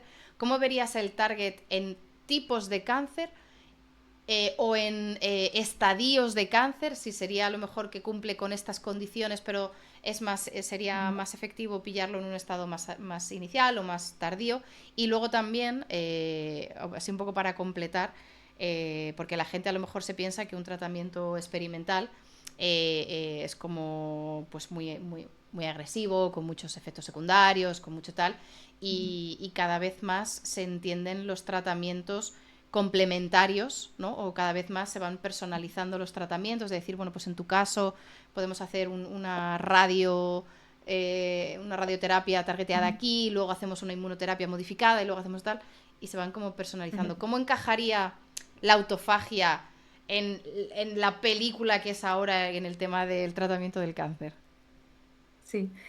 Em, claro, ahora se tiende mucho lo que has dicho, ¿no? La terapia personalizada, porque, bueno, siempre se dice, esta persona tiene un cáncer de mama, pero es que yo pienso que es tu Sí. cáncer de mama. O sea, que lo puedas, digamos, clasificar así en grandes grupos, al final digamos, tu background molecular es muy diferente al de la persona que tienes de al lado. Tu tipo de Sí. cáncer de mama está clasificado como el mismo que la otra persona, ¿no? Entonces yo creo que hay, digamos, las terapias personalizadas tienen muchísimo futuro, lo que pasa que yo veo que hay mucho por mejorar, porque ahí hay que hacer muchos análisis Ujú. por cada paciente para decidir qué hacer con ese paciente en particular. Entonces, eso no está disponible en todas partes. No. Con lo cual, de momento, eso yo ahora mismo no lo veo factible. Ujú. En nuestro caso, estudiamos los distintos tipos de cánceres, no en estado inicial, pero tampoco en estadio metastático, Ujú. o sea que ya es más avanzado. Em, entonces, en ese sentido, yo creo que lo más importante es detectar esos tipos de cánceres que pueden ser sensibles a esos tratamientos con autofagia. Entonces, por ejemplo, el cáncer de mama que es HER2 positivo, Ujú. aproximadamente 20% de los cánceres de mama. Ahora mismo hay tratamientos en la clínica que funcionan para este tipo de cánceres y no tienen nada que ver con la autofagia. ¿Cuál es el problema? Pues que muchos pacientes desarrollan resistencias Ujú. a esos Sí. tratamientos Sí. y además, en concreto, en el cáncer, este tipo de cáncer de mama, pueden tener efectos secundarios muy fuertes, particularmente en el corazón, porque el corazón de manera natural tiene niveles muy altos de HER2, con lo cual muchos pacientes también tienen que parar los efectos secundarios. Sí. ¿Qué pasa? ¿Qué es lo que pensamos? Y esto no lo sé, pero hemos desarrollado una combinación de fármacos Ujú. en las que uno es un modulador de la autofagia Ujú. y en otro puede ser un inhibidor de esta molécula. Ujú. En esa combinación de fármacos, lo que hemos visto en estudios in vitro es que puedes bajar mucho la dosis cuando haces la combinación, Ah, con lo ujú. cual, y sigue siendo efectivo. Ya. Con lo cual, al combinarlos los dos, puedes conseguir menos efectos secundarios y Claro. al final conseguir el mismo efecto. Todavía son estudios preliminares, pero lo que hemos hecho sugiere mucho esto. Ujú. Y otro, yo creo otro caballo de batalla también es en el campo este de la autofagia y el cáncer, es conseguir compuestos que sean realmente específicos para modificar la autofagia. Porque realmente si haces cualquier cosa en la célula, o sea, tú pones un compuesto, yo qué sé, para actuar en no sé qué vía metabólica, parte de señalización celular, de alguna manera al final va a afectar a autofagia, pues porque Sí. significa Ujú. el estrés, la homeostasis, lo que sea, ¿no? Pero de una manera muy indirecta, Ujú. aunque tú veas ese efecto. Entonces, hay realmente no muchos compuestos que actúen directamente, por ejemplo, en proteínas que son esenciales para el Ujú. proceso de la autofagia. Con lo cual ahí estamos limitados en ese sentido, que solo hay unos determinados compuestos que realmente sean específicos para modificar la autofagia. Pero Ya. bueno, los que tenemos, yo tengo esperanza de que los veremos algún día en la clínica. Bueno, vamos, por supuestísimo, no hace falta ni que lo diga, que si en el momento en el que ese día llegue estás invitadísima de nuevo a volver aquí y Perfecto. decirnos, aquí estamos, hemos llegado, pese a todo, este es el compuesto, lo tenéis en la clínica, faltaría más. Pero claro, al final, y un poco en relación a esto, tú la data in vitro que has ido generando en estos años, pues eso, en los 2020, digamos, por poner Ujú. unas fechas así, Sí. eh, esto lo hemos mencionado muchas veces, pero siempre está bien recordar que luego hasta que llega o sea, hasta que llega a los ensayos clínicos pasan años, pero luego ya hasta que llega a la clínica de rutina, entre comillas, ahí pasan muchos años más y al final la ventaja, entre comillas, que hay en oncología o en pacientes con cáncer es que los ensayos experimentales o sea, los tratamientos experimentales o los ensayos clínicos están mucho más normalizado, ¿no? De ir reclutando pacientes o de ir que se vayan aprovechando de estos tratamientos a la vez que se van testeando, porque, bueno, pues porque las condiciones de estas enfermedades es lo que tiene. Entonces, quizás en este campo pueden llegar un poquito antes a los pacientes, ¿no? O los pacientes pueden acceder un pelín antes que un tratamiento para la alergia, digamos. Pero para Sí. ponernos unos timings, para ponernos como unas fechas, ¿de qué rangos de tiempo estamos hablando con este tipo de tratamientos que además targetean un pathway, o sea, una señalización no tan utilizada en cáncer, ¿no? Que planteas un nuevo modelo en realidad. Sí, esta es una súper buena pregunta porque yo diría que, por ejemplo, desde que un compuesto se empieza a estudiar in vitro hasta que pasa a la clínica, si es que funciona, normalmente son unos 10 Ujú. años. En este caso en concreto, yo calculo que podría ser algo parecido, porque tenemos estos compuestos, por ejemplo, nunca se han utilizado en Ujú. humanos. Ujú. Entonces, no sabemos cómo pueden funcionar y de hecho, uno de ellos, bueno, es un péptido que utilizamos en este artículo que publicamos en 2018.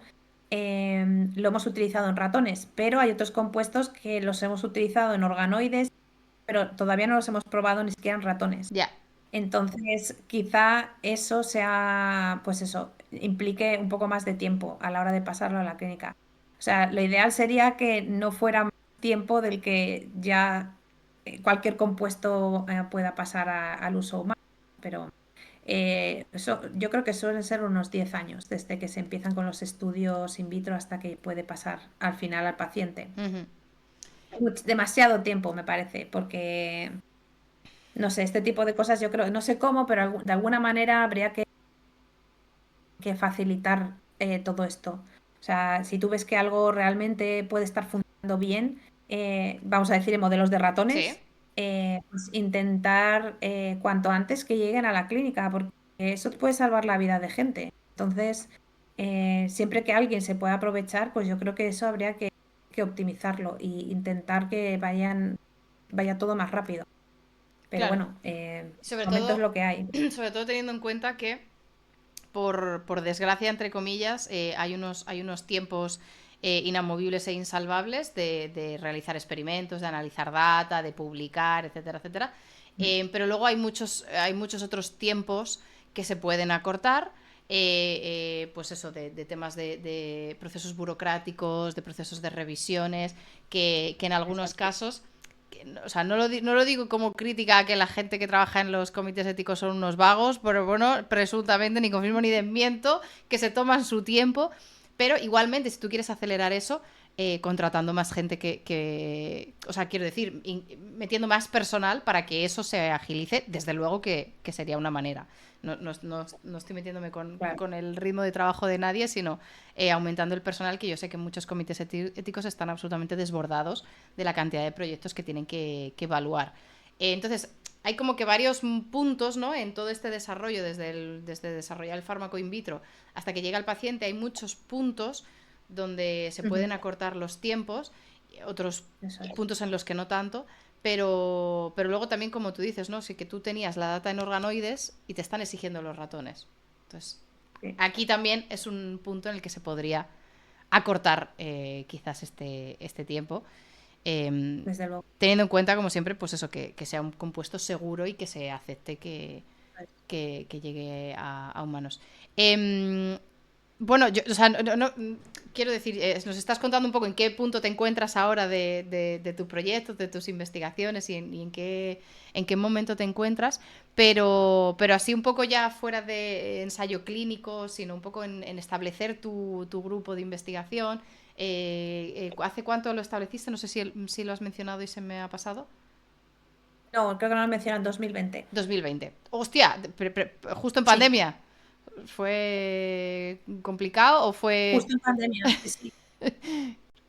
Fue complicado, sí. Porque, porque claro, nos encerraron en marzo, Sí. nos cerraron todo.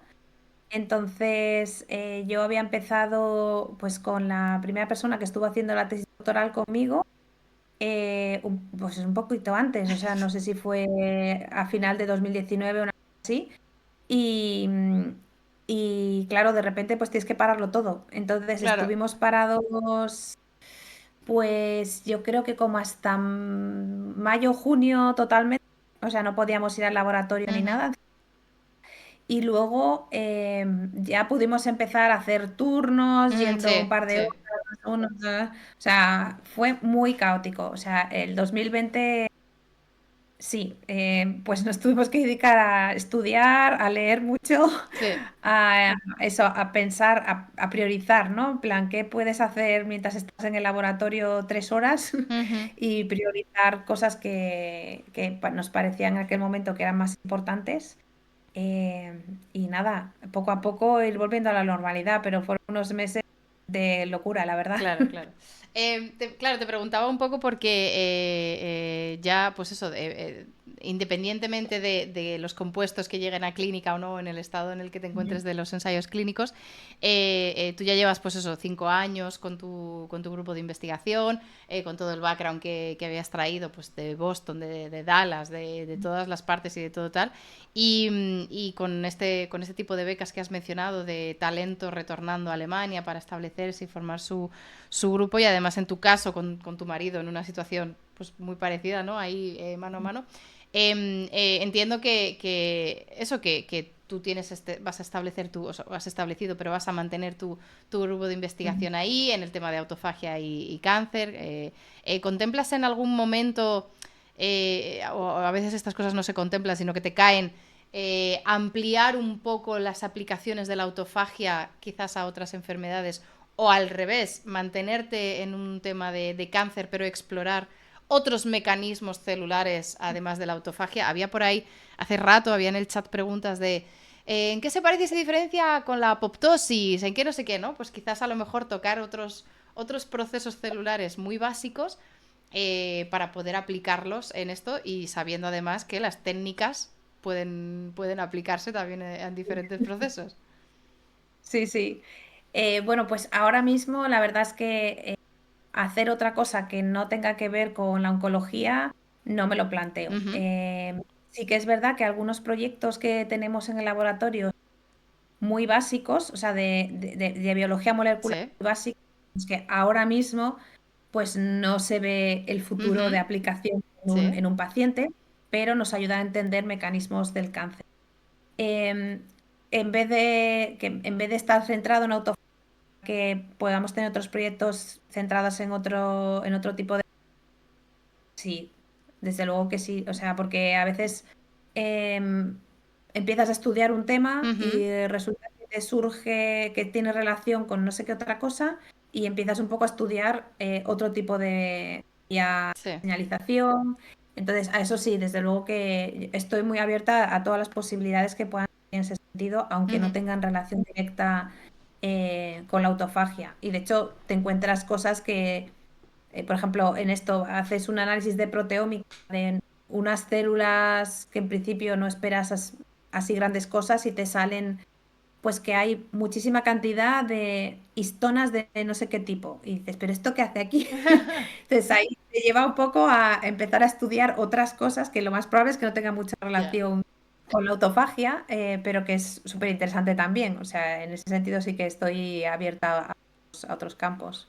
Qué importante, no quiero abrir el melón, que ya he estado suficiente reivindicativa y peleona con muchas cosas, pero no quiero abrir el melón de lo importante que es la investigación, la básica, la ciencia básica, la biología básica, que me estoy reteniendo, no vamos a abrir mucho, no nos vamos a meter mucho, pero lo has resumido muy bien, de proyectos de ciencia básica, en los que no se tiene clara la aplicación, la enfermedad, que a veces es lo único que motiva para recibir becas en algunas cosas, en algunas situaciones, y como tú dices, y qué necesario es para entender el mecanismo del cáncer o para entender el mecanismo Claro.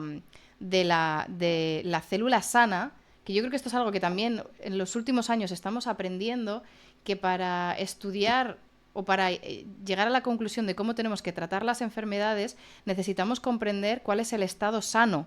O sea, necesitamos entender Claro. cuál es el mecanismo de la gente sana o la gente no diagnosticada para saber cómo llegar a ese punto, cómo imitarlo, ¿no? Y nos hemos centrado mucho en el estudio de las enfermedades y quizás no tanto en el estudio de la salud, entendiéndose como Sí, estar sanos.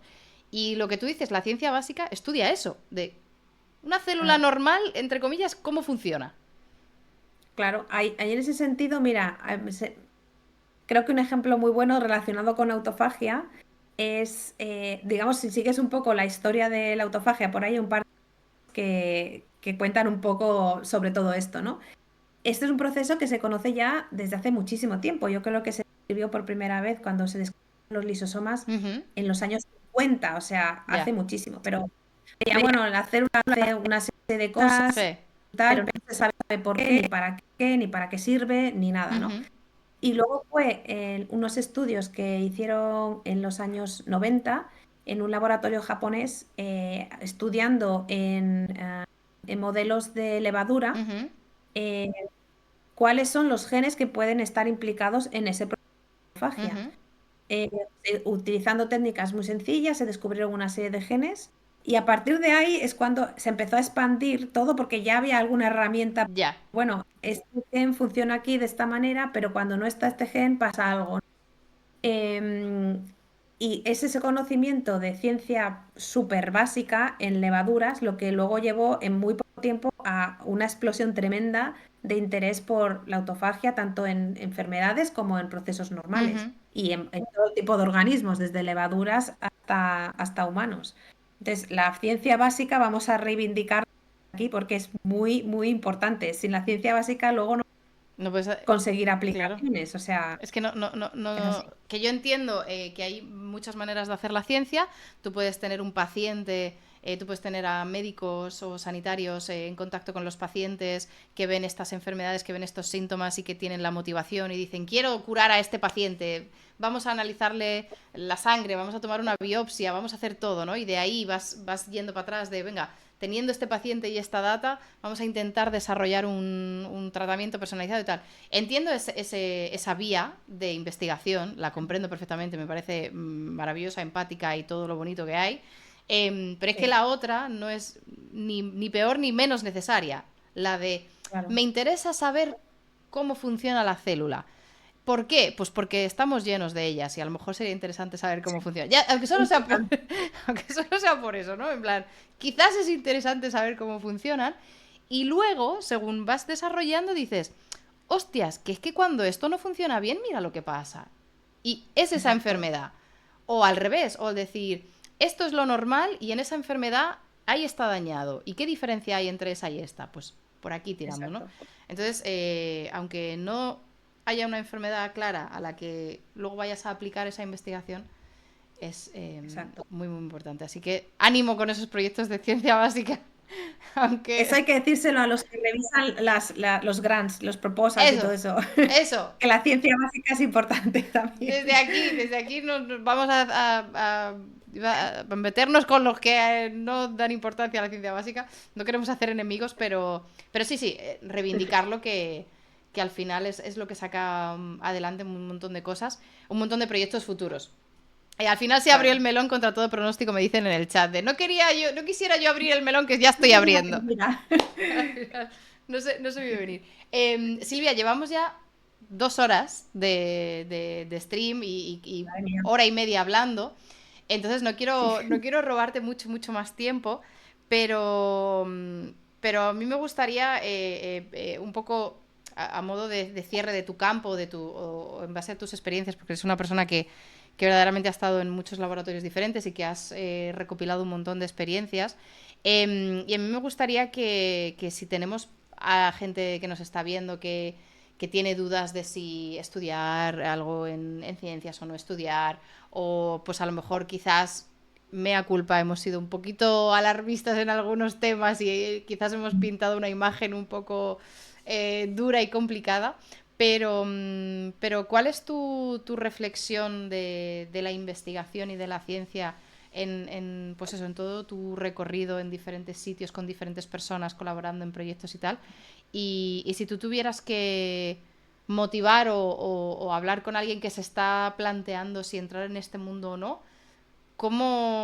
¿qué te gustaría decir o qué te gustaría que te hubieran dicho a ti si hubieras estado en ese momento? Bueno, es una pregunta un poco complicada, pero yo diría que merece la pena. Em, digamos que la investigación es dura, pero todos los trabajos son duros. O sea, si te quieres implicar en algo que te gusta, tienes que poner toda la carne en el asador. O sea, y con esto no quiero decir que tienes que trabajar 24 horas al día, Ujú, sino que tienes que poner lo mejor de ti mismo para trabajar a tope cuando estés trabajando. ujú, O sea, pues se puede conseguir un balance estupendo entre tu vida fuera del trabajo y el trabajo, pero poner lo mejor de ti cuando estés trabajando y luchar. O sea, porque la cantidad de veces que te dicen que no es incontable. O sea, te van a decir que no todo el sí. rato. Cuando pides un proyecto, cuando publicas un paper, cuando buscas un trabajo nuevo, los no están garantizados.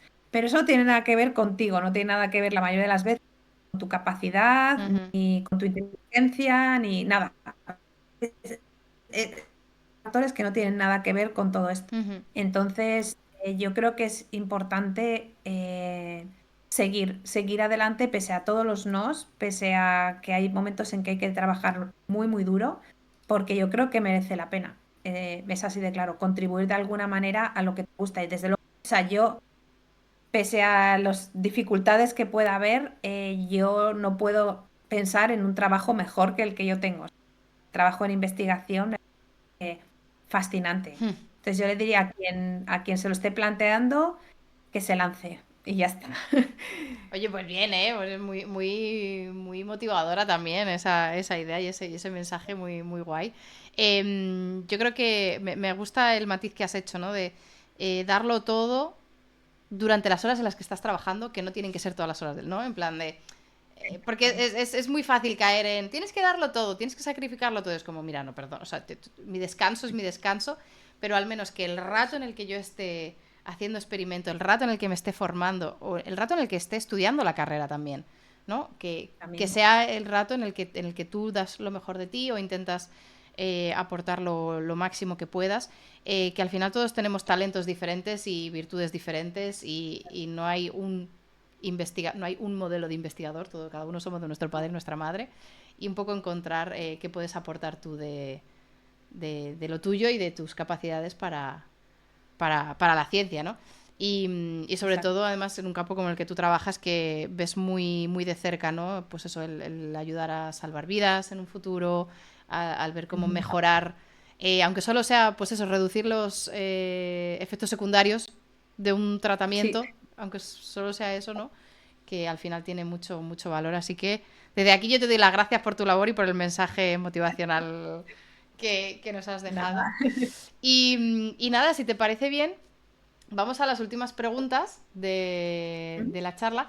Tengo dos últimas preguntas. Una es la que te dejó la invitada anterior, Elena, que luego te voy a pedir que me dejes una para la siguiente persona. La pregunta fue a ciegas, no sabe que venías tú y tú tampoco sabes a quién se la Ah, dejas, ¿vale? Así que es una pregunta a ciegas.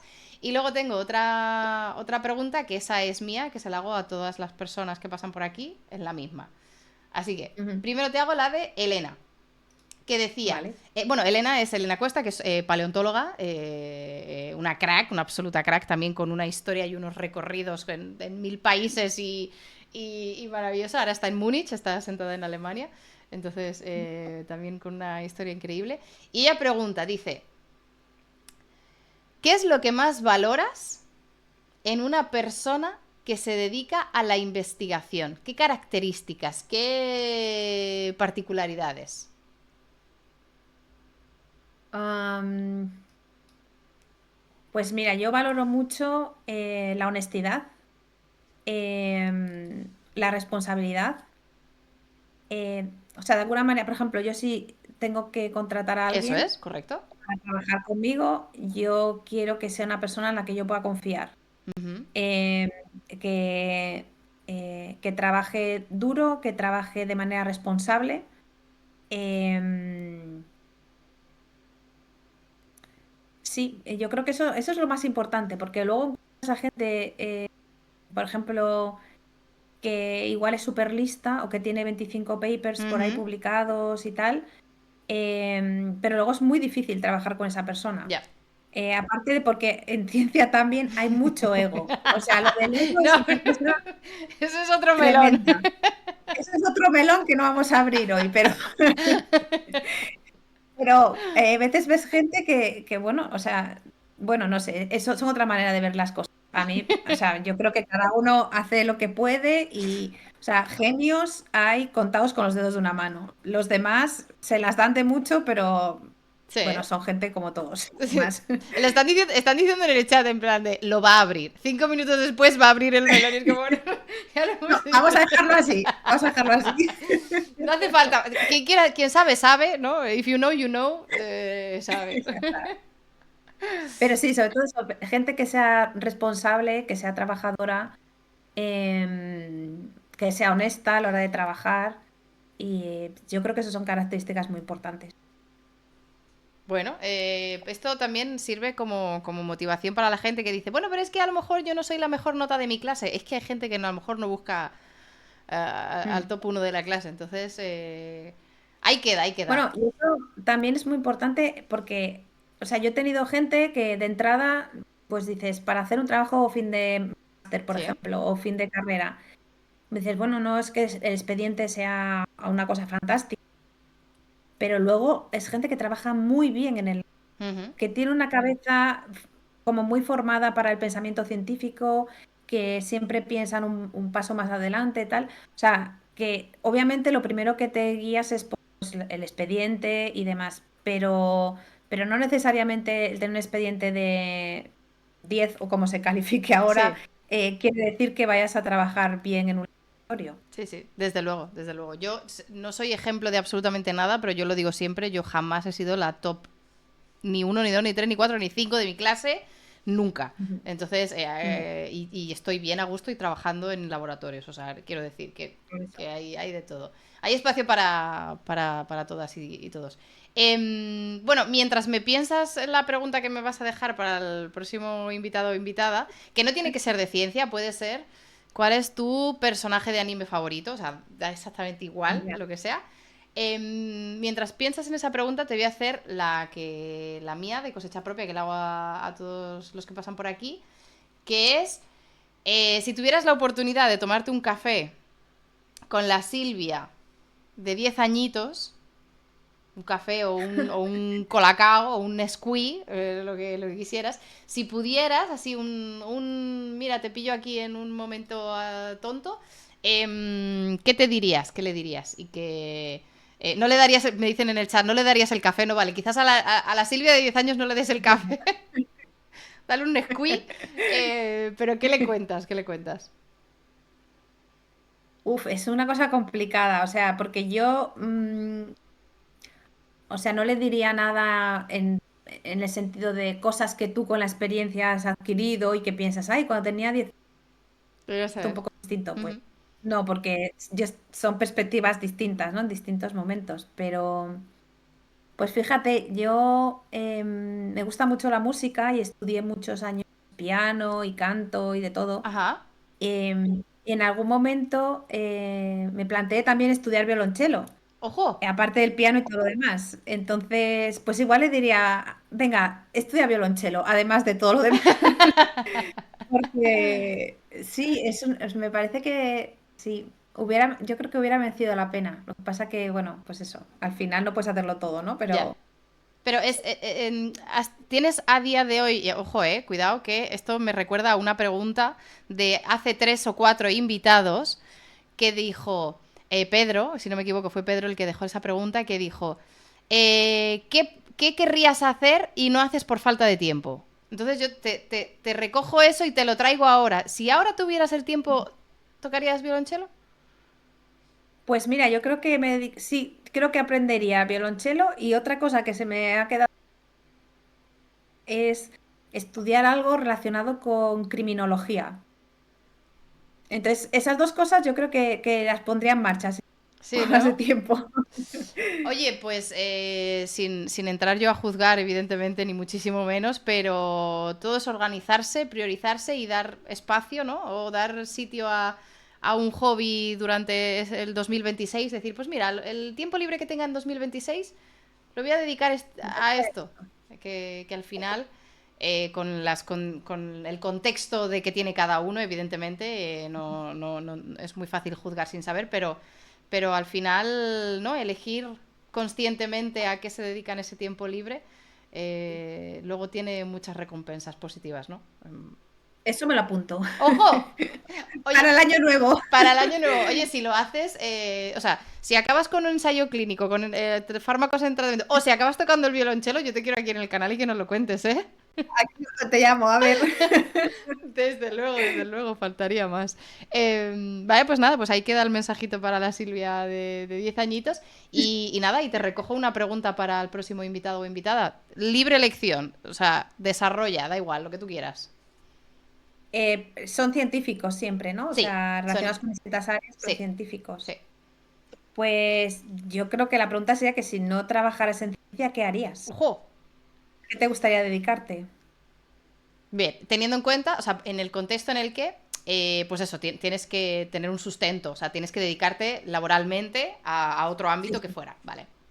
en otro ámbito, sí. Si no trabajas en el Ujú. laboratorio, ¿qué harías si no tuvieras esa oportunidad?